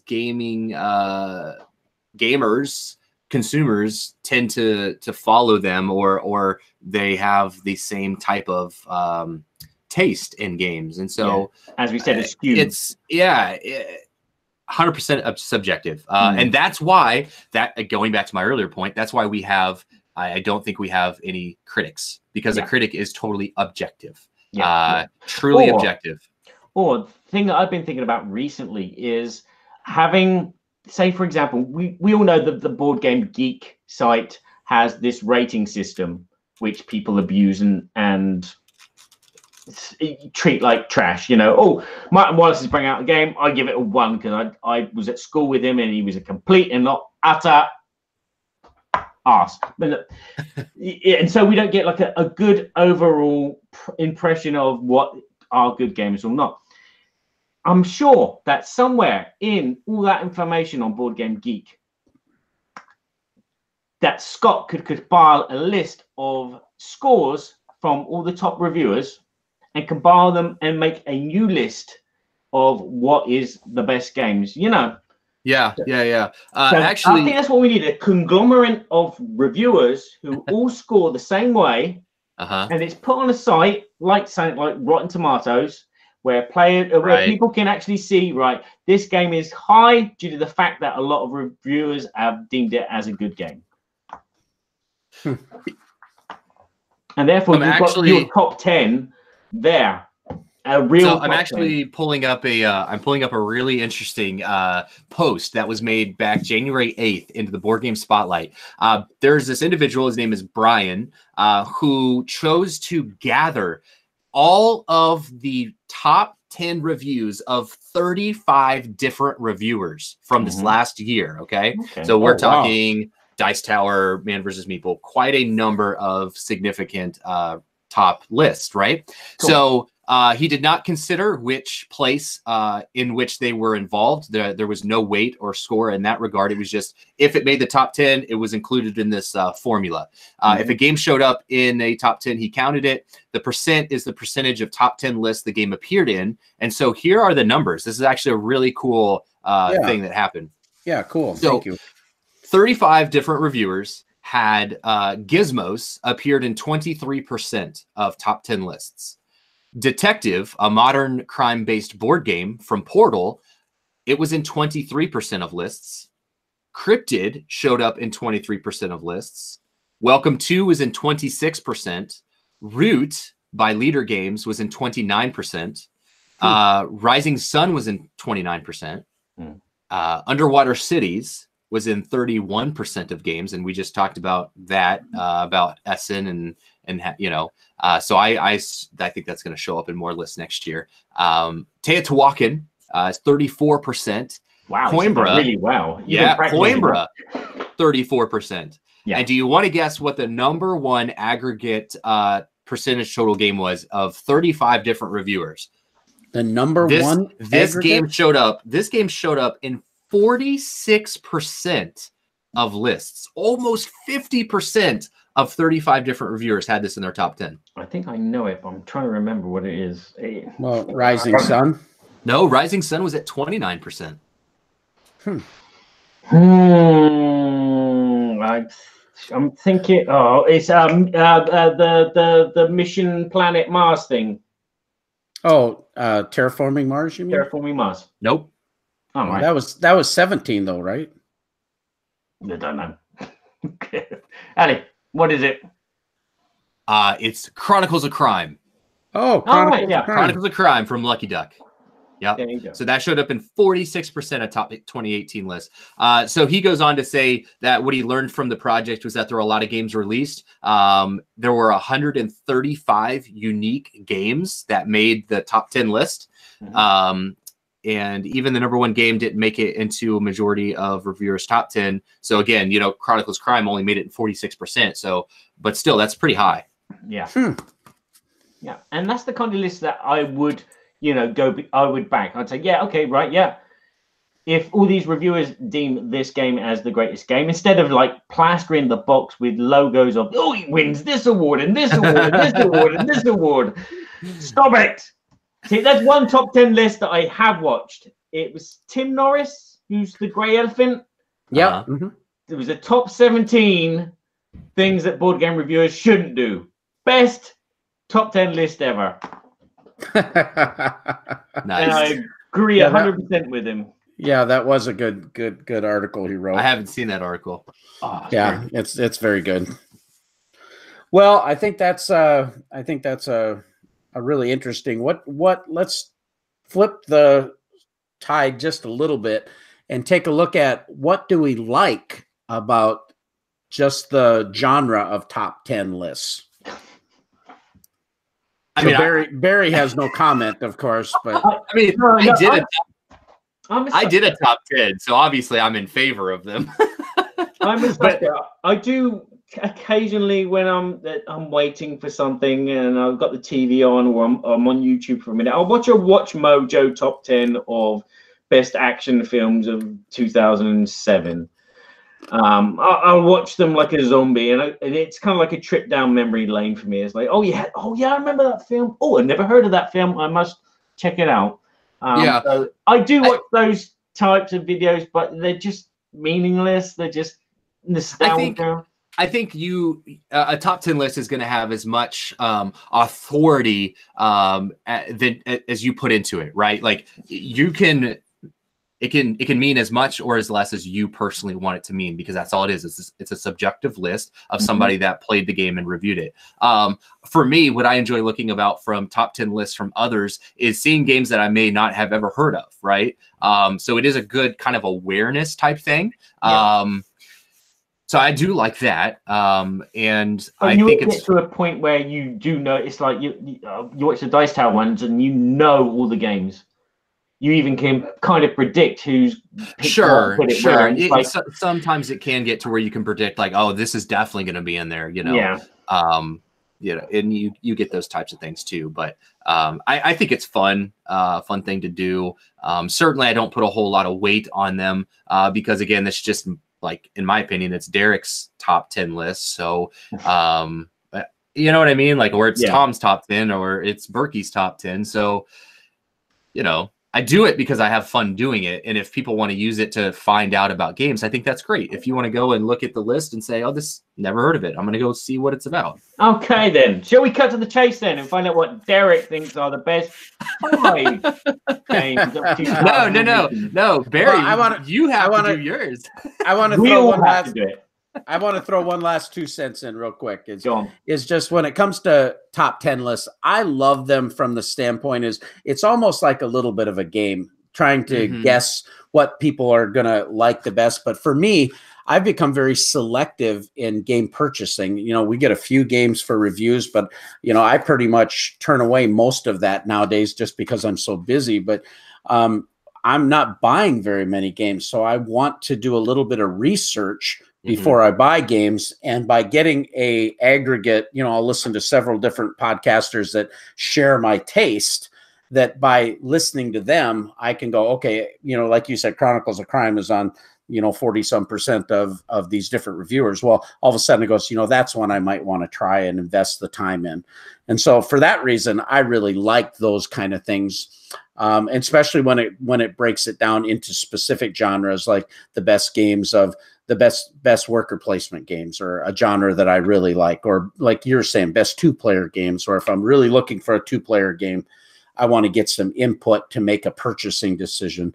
So I like it from that fun, and I think they're just a lot of fun. So with that, we will move on to our top 5 games of what we've played and what we currently think are our favorites, soon to be updated in 2019 or 2020. You know, that's actually a good point, Berkey. I was talking with some friends about how next year I'm going to come back to 2018 and look at my list and see what would not have made it, or what, you know, would have made it. Yeah, I want to see how that looks. Yeah, I think that's a great idea too. And I think, frankly, we don't see very much of that, people coming back and redoing it. Maybe that should become a bigger emphasis, that, you know, it's another point of contact with your viewers on a list that you've already done. So you've got your revised list, what made it, what didn't.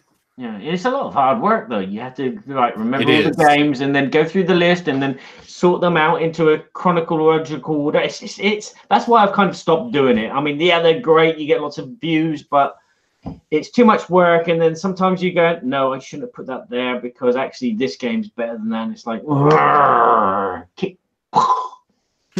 well, let's start out with our number 5. And Barry, do you want to start out?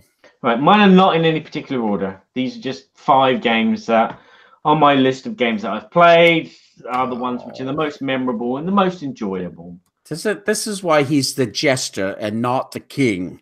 Yeah, because again, some of these games I've only played once. So We go back to that. You know, I had a great time playing that. And in your head, you're like, okay, yeah, it's got a fantastic theme, a theme that I want to play and I want to play more of, but I haven't had a chance to play it. And it's like, nah. So it's like, how can you do a list? How can you rate a game as brilliant when you've played it once and you played it wrong? I've seen someone put a game on their top 10 list. They played it once and they played it wrong. No, yeah, not Doesn't good. make sense. Doesn't make sense. Okay, I'll start at the top of my scroll here with the first tick. Is a game I played with you, Berkey, when you came to visit me. And you introduced it to me. It was very enjoyable. The Mind. The Mind. Yes, which is a game where players have got to put out their cards in chronological order, but numeric order. But they're not allowed to talk. They can make as many visual gestures as they want. And you play this for many rounds, and it's just stupid fun.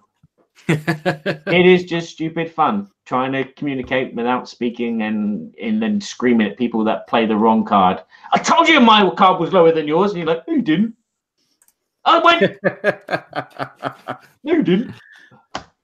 So, we had fun. We had fun. We played that several times with your wife and daughter. Yeah, my wife. Yeah, that's a fun one. I like that one a lot. All right, your number 5, Derek. My number 5 is Feudum. From Oddbird Games. It's the heaviest game on my list. It was a game that I just really enjoyed. Played it a number of different times at different player counts, and every time I played it, I felt like it was a different experience because of just the different player interactions. It's gorgeous, in my opinion. The component and artwork and the love that they put into it. It's certainly very heavy, but something clicked with me that I really liked. Most what I liked about it was the way that the economy, it's like a circular economy, that it's all player driven. So players can do as little or as much as they want. And if they're not doing their job in a particular guild, they're not going to score victory points for it. So you're incentivized to do your job so you can actually win the game. So that's my number 5. Well, that's fantastic. Well, I'm in true Derek Funkhouser tradition. I have some honorable mentions before I mention my 5. No, do them afterwards. I'm just going to do 2. And the reason I'm going to do it now is because, to Barry's point, I think he's fair to say that you need to play it more than once. But I've played a game once, and I cannot wait to play it again. And from my first impression, which isn't fair, I really think this is a fantastic game, and it's the game Coimbra. Yeah, Coimbra is very, very good. And I know a lot of people have it on their list. I had the opportunity to play that actually with Chris Whitpan, Game All Night at his house, 2-player. And I just loved it. And I went, oh, man, these mechanics, the variability, everything about it, I loved. So I really feel like it's going to be a really good one. Now, is Architects of the Western Kingdom, is that a 2018 release? I was just trying to look it up real quick. Yes, it is. Yep, it is. I'm crazy. I haven't played it yet. But I'm not calling it an honorable mention, but I wanted to just say that I'm really excited about playing that, and I've seen that particular game on so many lists. So as a possible honorable mention in the future, we'll see what happens with that one. But Barry, to your point, The Mind, number 5. There it is. I've played this game. I can't tell you how many times. I've played it with tons of different player groups. We've played it with the wrong amount of players, where we've had 7 and 8 people playing it, and you're not supposed to play it past 4 players. It gets a little wonky when you add 6 players to the game. I get that, but nonetheless, it's just such fantastic fun trying to guess what each person is thinking and trying to get it in at the right time, and the facial expressions and the fun of just getting that one number under the other number and knowing that you both did it right. It's so much fun. I think it's a fantastic game. It's being produced now by Pandasaurus Games in the United States now, so it's readily available. It's small footprint, so it's easy to throw in your car and take with you. So the Mind is my number 5. Okay, going round. The next one on my list, not number 4, the next one on my list is Chronicles of Crime. Now, I could say that this would be my number 1 game because it's the game I've played the most. It's the game I've had the most fun experience playing. But it's, you know, it depends on what type of mood you're in. Sometimes it's like Chronicles of Crime is the greatest game. And then sometimes you're thinking, no, actually, I fancy playing Viticulture. But Chronicles of Crime is a detective game where players are TV detectives trying to solve a TV kind of style crime. Everything's done on the app, which in some groups doesn't go down well, but in some groups it goes down really well because you're reading off the app, all the text. And if you've got someone who's got like a funny voice and can do funny voices for all the characters and what they look like, makes the game so much more interesting. Take notes, draw lines between the characters, try and solve the case.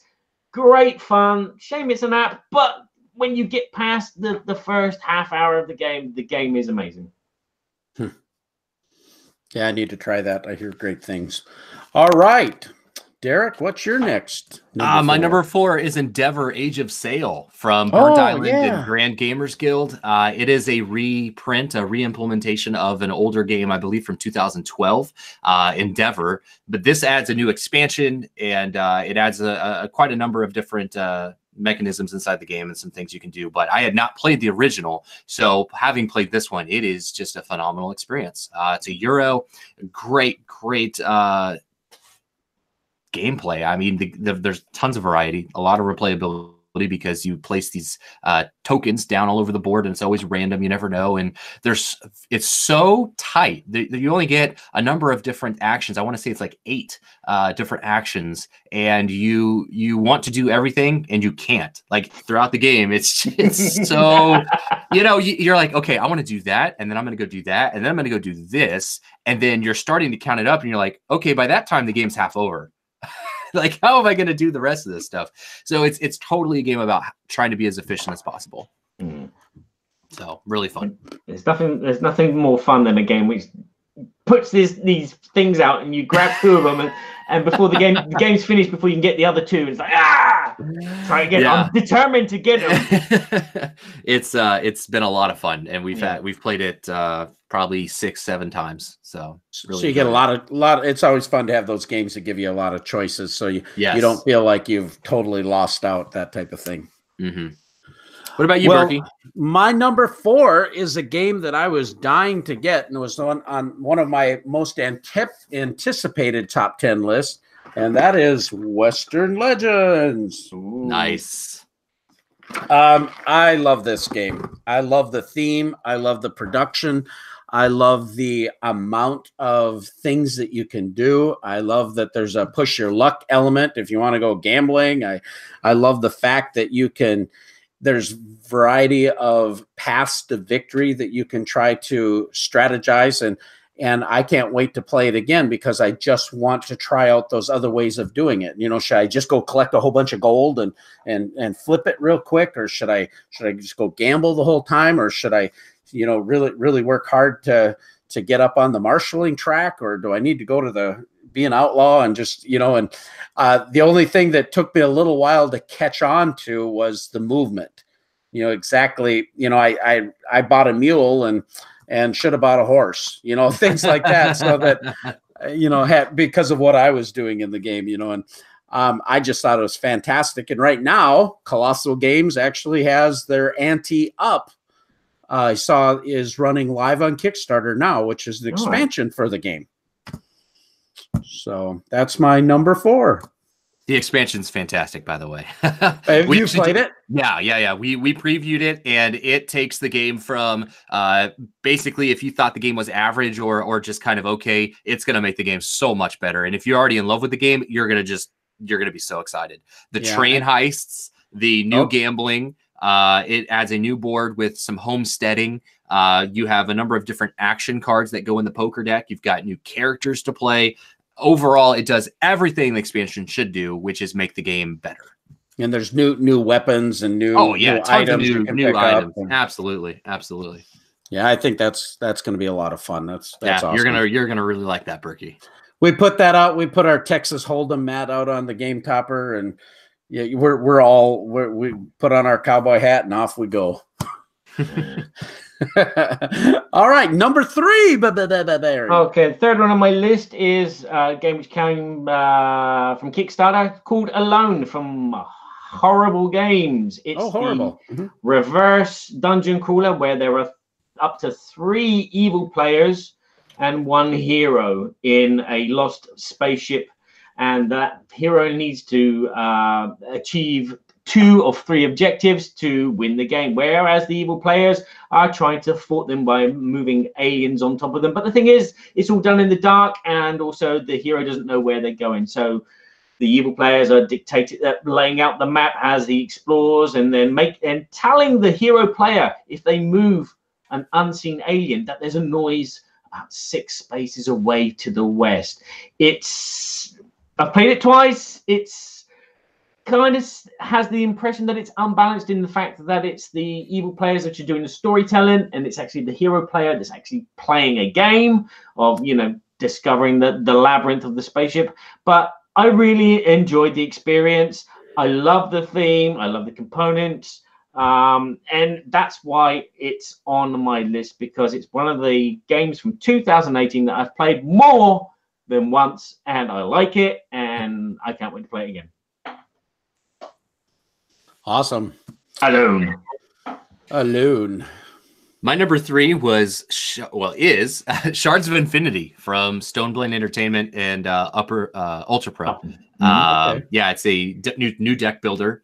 I'm a big sucker for deck builders, and so this one plays really quickly. They've included a couple things that I really like about deck building. Some new additions if you like deck building. The first one being this new fast play mechanism that you can actually play a card straight out of the market without having to put it in your deck. So you may want a specific action, but you don't want to clutter your deck for later. So you can just play it right out of the market and it gets discarded. Super cool. And that's only for mercenary type cards because there's different archetypes. The second thing is this mastery system where your deck actually levels up with you. So you can spend currency to gain mastery. You can get cards that give you mastery. And so the longer you play the game, the more mastery you get. And now the cards you purchased earlier in the game are much stronger. So, you might buy a card early that isn't really going to help you now, but shoot, if you get 20 mastery, your opponents better watch out because it's very, very cool. There's also this, it's called Shards of Infinity for a reason. Every deck has this one card where you go infinite, where if you get 30 mastery, you draw and play this card, you kill everybody at the table instantaneously and everybody dies. But getting to 30 mastery is pretty difficult without dying or the game ending. Yeah, so super cool. Awesome. All right. Well, number 3 for me is a game I found out about at Gen Con, and this is called The Quacks of Quedlinburg. This here is a 2018 Kennerspiel des Jahres winner. We had the opportunity to partner with North Star Games with Game Toppers at Gen Con and got to demo the game there. Then I was able to pick up a copy of it actually at PAX Unplugged, and then we were able to play it. I love that game. We just had so much fun, just the track and being able to, do I push up the track so that I'm better for the next roll, or do I take some of these, and you've got the random, that you're pulling out of the bag and all that kind of feeling of exhilaration. Am I going to get the right one? I hope I get this combination. It's kind of, in bag building-ish type of fashion, that excitement of you're playing Clank and you're pulling out to see if you're going to survive, or if you're pulling out Orleans and you're going to make sure you have your knight, that kind of thing I think is really entertaining. And I love the circular track. I just thought it was really a fantastic, fun game with a lot of ideas and a lot of replayability with different things, and I'm sure that game's poised for an expansion. Okay, moving on to another one on my list is Ganymede, which is a spacefaring game. You see a bit of a theme. where you are a corporation, maybe an evil corporation, and you're trying to colonize Ganymede. And you are basically, on your turn, you take a turn, which is either take a tile, take a card, which will allow you to recruit meeples of certain color, or move meeples from Earth to the moon, or from the moon to Mars, and then Mars to Ganymede to complete objectives. It's very simple. It's slightly Splendor-ish. It plays very quickly. It's elegant. I love the stylistic artwork on the cards. It's a fun family, quick playing game with spaceships, but there are no spaceships in the game. It's just meeple. Very interesting. All right. Yeah, Number 2, I've actually played a copy of Ganymede. It's really good. Really? It's coming to North America from Lucky Duck Games next year. Well, actually, this year, 2019. Yeah. This year. Lucky Duck's bringing it. Wow. Yeah, Lucky Duck's bringing it over from the EU. All the EU. France. Yeah, you guys get it early. Yeah, we've had it a long time. I've had it since practically the beginning of the year. So yeah. It's very, very good game. Very good. My number 2 is Brass Birmingham. Yeah. So the new one from Roxley. Brass is a brand new standalone game. Brass Birmingham is, and it is just, it's wonderful. Beautiful production quality. The artwork is gorgeous, and the resource and card hand management is really, really tight and thinky. And I really like that you have to plan long range to set up your plays to maximize money. I like income. I love economy type games, and this one just hits every check the box for me. It's a lot of fun. So what do you think between Lancashire. Yeah, Lancashire. I like Birmingham a little bit more, and I'll tell you why. With Lancashire, it seems to be that there's always a race for the ports, the shipping, and that can get pretty out of control at points. Birmingham, I feel like is a lot tighter in the fact that you really have to really pay attention to where you are placing your pieces on the board. And so I love them both, but I chose Brass Birmingham. Oh, yeah, I want to try that really bad. I almost bought one on a trade group, and by the time it was all said and done, the way we had to pay for it and the shipping and everything, I thought, well, I don't have time to play it anyway. I should have got it because that's one that's really on my radar. That's awesome. Number 2 for me is a game from Alderatic Entertainment Group, and I don't know, but the last couple years, Alderatic just to me seems like they are blowing it out of the park. And I don't know that they're getting as much love as they deserve, because I just think some of the we got to play. I've only played it once so far, but we played Thunderstone Quest, which we just had a blast. I can't wait to do another campaign of that. I thought that was awesome. I really enjoyed it. But this game here is Space. Yes. I mean, what a bunch of fun on a table. I mean, to be able to take that die and to kind of have a little bit of an engine building type of thing and combo things, and it almost feels like craps in space, because it's like you're throwing craps almost. You're trying to, okay, what are our probability? But the thing that's unique about it is the probabilities from 6 and lower are better than what you'd think with Catan, with you're trying to get a 7 or an 8. And so you have that kind of aspect to it. And then you have all these fun little ships and level 1, 2 cards and 3 cards, and, trying to combo those and, guess which ones you're going to roll. And then you're also analyzing what other people can possibly roll, because you can improve those cards and go forward. And it's quick, it's accessible, it's not hard to teach. The only thing I kept thinking the whole time about playing that thing is, I wish I had a little Daedalus insert or something, so that the little ships would fit in there and not sit on top of the, player board and slide around. That was my only thing. I kept thinking we could really trick this game out really, really cool, because it's just super fun. You heard about the new expansion they announced, yeah? I saw that. What's the name of that again? It's Shy Pluto or something like something that. like that. Yeah, yeah. Super fun. I can't wait. Yeah, I think it's a brilliant little accessible, fun family game. And, for sure. Yeah. And since you're on Alderock, actually over in the comments, Ben Lunches says AEG Tiny Towns, be on the lookout for that. Funny that you mentioned that because we just received our copy of Tiny Towns today. From Alderac. So there's that's Lizzie. She's holding our copy. The reviewers got their early copies. It is, oh my gosh, this game is so much fun. It has a bingo mechanism where you call out a cube color and then you get to place it and build your own little town. Oh my gosh, it's so much fun. It is so much fun. I can't wait. I just got a press release from them on that too. So yeah, we just played it at PAX Unplugged. And man, I tell you what, I'm right there with you, Berkey. AEG does not get enough love.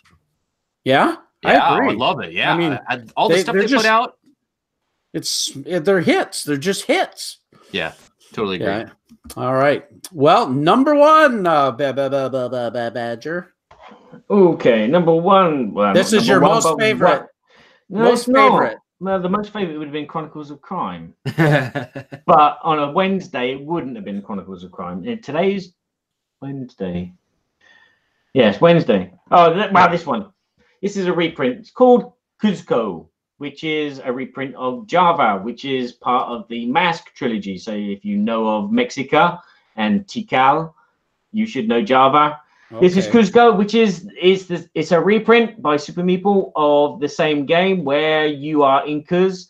You have your tribe and you're terraforming the land, placing fields and building villages. And then when you have control of a village, which is an interesting concept, is having an Inca in the village on the highest platform because you're going to be stacking tiles, making a kind of 3D terrain.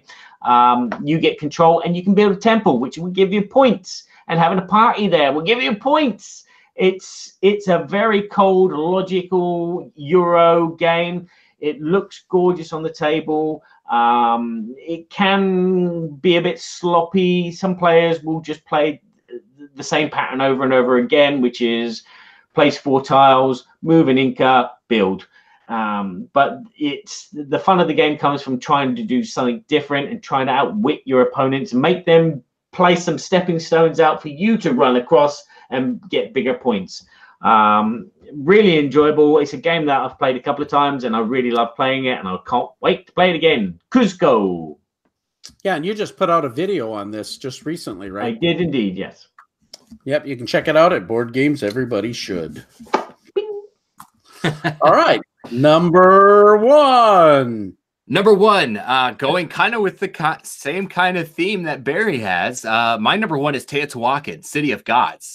So it's wow. What can I say about this game? It checks all the blocks for me, like resource management, economy, tracks. I love going up and down tracks. I love the dice ascension in this game is super neat. So you get 3 workers and you're going to move them around this rondel action, these locations that you can then take actions using resources.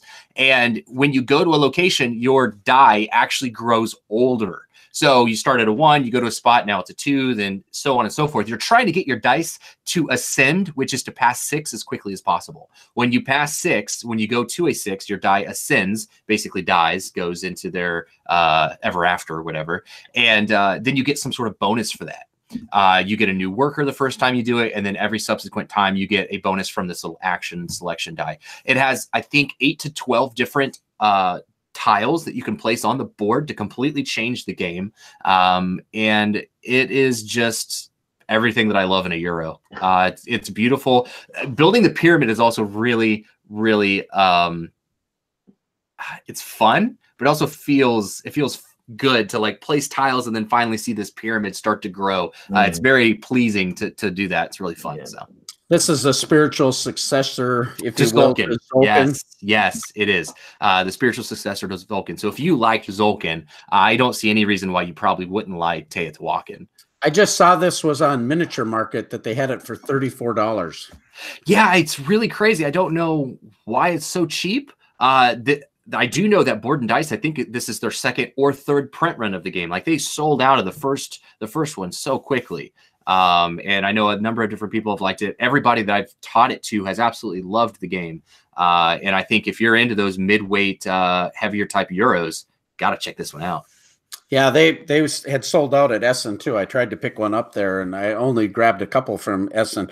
Well, my number one is again from Alderatic Entertainment Group. Ooh. Thunderstone. So, yeah, TSQ.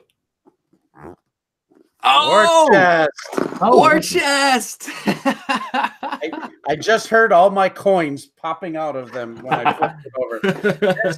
This game has this fantastic box with this magnetic top. It has these amazing components in it. I actually made tabs so that I can pull these out easily. But they have these wonderful poker chip type of components, and this is a 2-player strategy type of game that also has card action selection, and I love that type of game. I love the way it's a little bit of a race. There's really analyzing what your opponent's going to do. There's another side to the board. I wouldn't be surprised me at all if they come out with different boards for it in the future. But that game is fantastic. I mean, it is over-the-top production, in my opinion. It's super fun. I will play it anytime that someone wants to play it. To me, that says something right there. It's just, yeah, let's play it. Immediately, if someone mentioned it, I go, yeah, let's do it. So I loved it. War Chest. I have been seeing this come up on a lot of different lists, even the nominations in a lot of the Dice Tower categories. So I think it is getting some recognition. But it's, it might be a limited genre there because it is a 2-player type of game. You can actually play a 4-player version. I've listened to some people talk about it where you play kind of a team play, and they prefer it as a 2-player version. I haven't tried sure it. Someone is going to do a top 10 list of two-player games that can be played at 4-player. Right. Well, Star Wars Rebellion's one of them. So Yeah, there you go. right, You already got 2. War Chest and Star Wars Rebellion. I'll get back to you, Barry, on that list. I've got a lot of time in the dungeon. I need to kill it somehow. There was a couple other games that I thought of too, but I haven't played them that much. And I've got a whole bunch of games on my shelf of shame that I haven't gotten to yet that I'm sure they could have been considerations. Yeah, I've got a big list here of games that I played only once, but I'm sure that they would have been, like Selena and Luxor, Gizmo. Mm-hmm. I've even got Clash of Rage on here, which is supposed to come out in 2018. I've played the demo lots of times, but can you really class it as 2018 because it's still in the printers? Yeah, that's tough. Yeah. Well, I think we got to explore what people like and don't like about top 10 lists and why they're good and maybe why they're not so good. And let's have a look at the chat quickly. Kabuki was saying that she likes Hunt for the Ring, Space Base like you, Western Legends, Empire of the Voids, Rick Offloff, he put Teo Tekken no Canoe. Walking.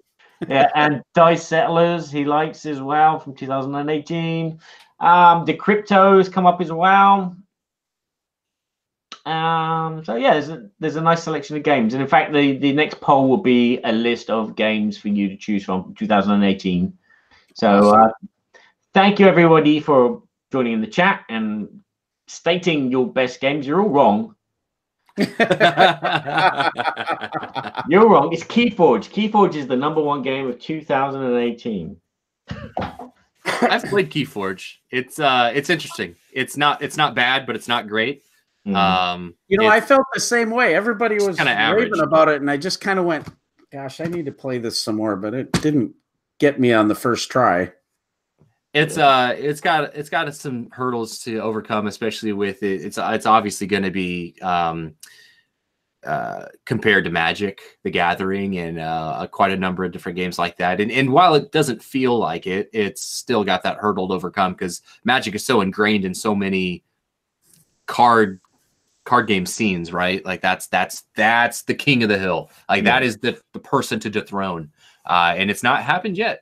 And Keyforge is not the game that's going to do it. None. Yeah, it's very innovative. I mean, Oh, very absolutely, absolutely. Yeah, the systems that they have in there, like I said, fun game, but didn't blow me away. Magic is still just a much better game, in my opinion. Yeah, and it will force you to keep buying decks because each deck that you lose, you think that's a crap deck. Next, buy another one. Yeah. No, it's true. The psychology nature. You know, they even do these new sealed events where you just pre-register and you buy a deck and you play 4 or 5 rounds, and it's totally like Russian. It's totally Russian roulette. It's like, okay, all right, let's see what we got here. Am I going to win, or am I going to basically waste the next 4 hours of my life? Yeah. $100 entry fee. My deck was crap. I want a refund. I want to get one of those ones that have all the bad things in it, right? You're not supposed to play with those, then you get free decks out of it. Craziness. It's crazy. Well, this has been a fun show as always. We want to thank everybody for joining us. Thanks everybody for the chat. That's just been a super lot of fun. You will see this podcast professionally edited and put out to iTunes and Stitcher Radio by our illustrious Badger, and he'll put it together in a nice fashion. And you can catch us at the Board Game Geek Guild 2248.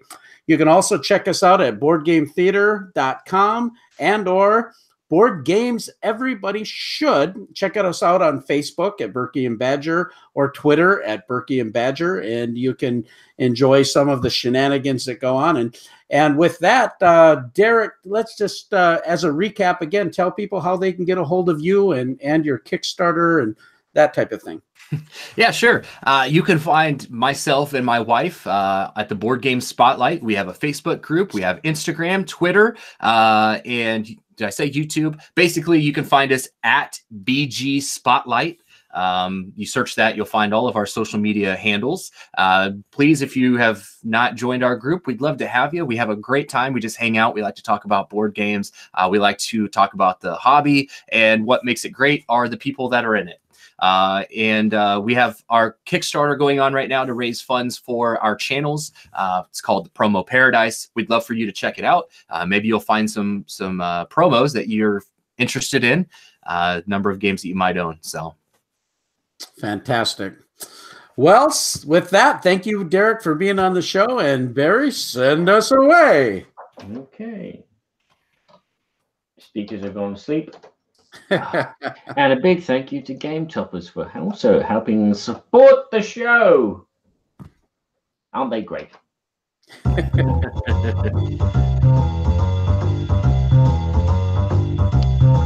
We're so glad we had this time together. And now it's time to go. Ghostbusters 3 is going to be a film. Be long until we have another show.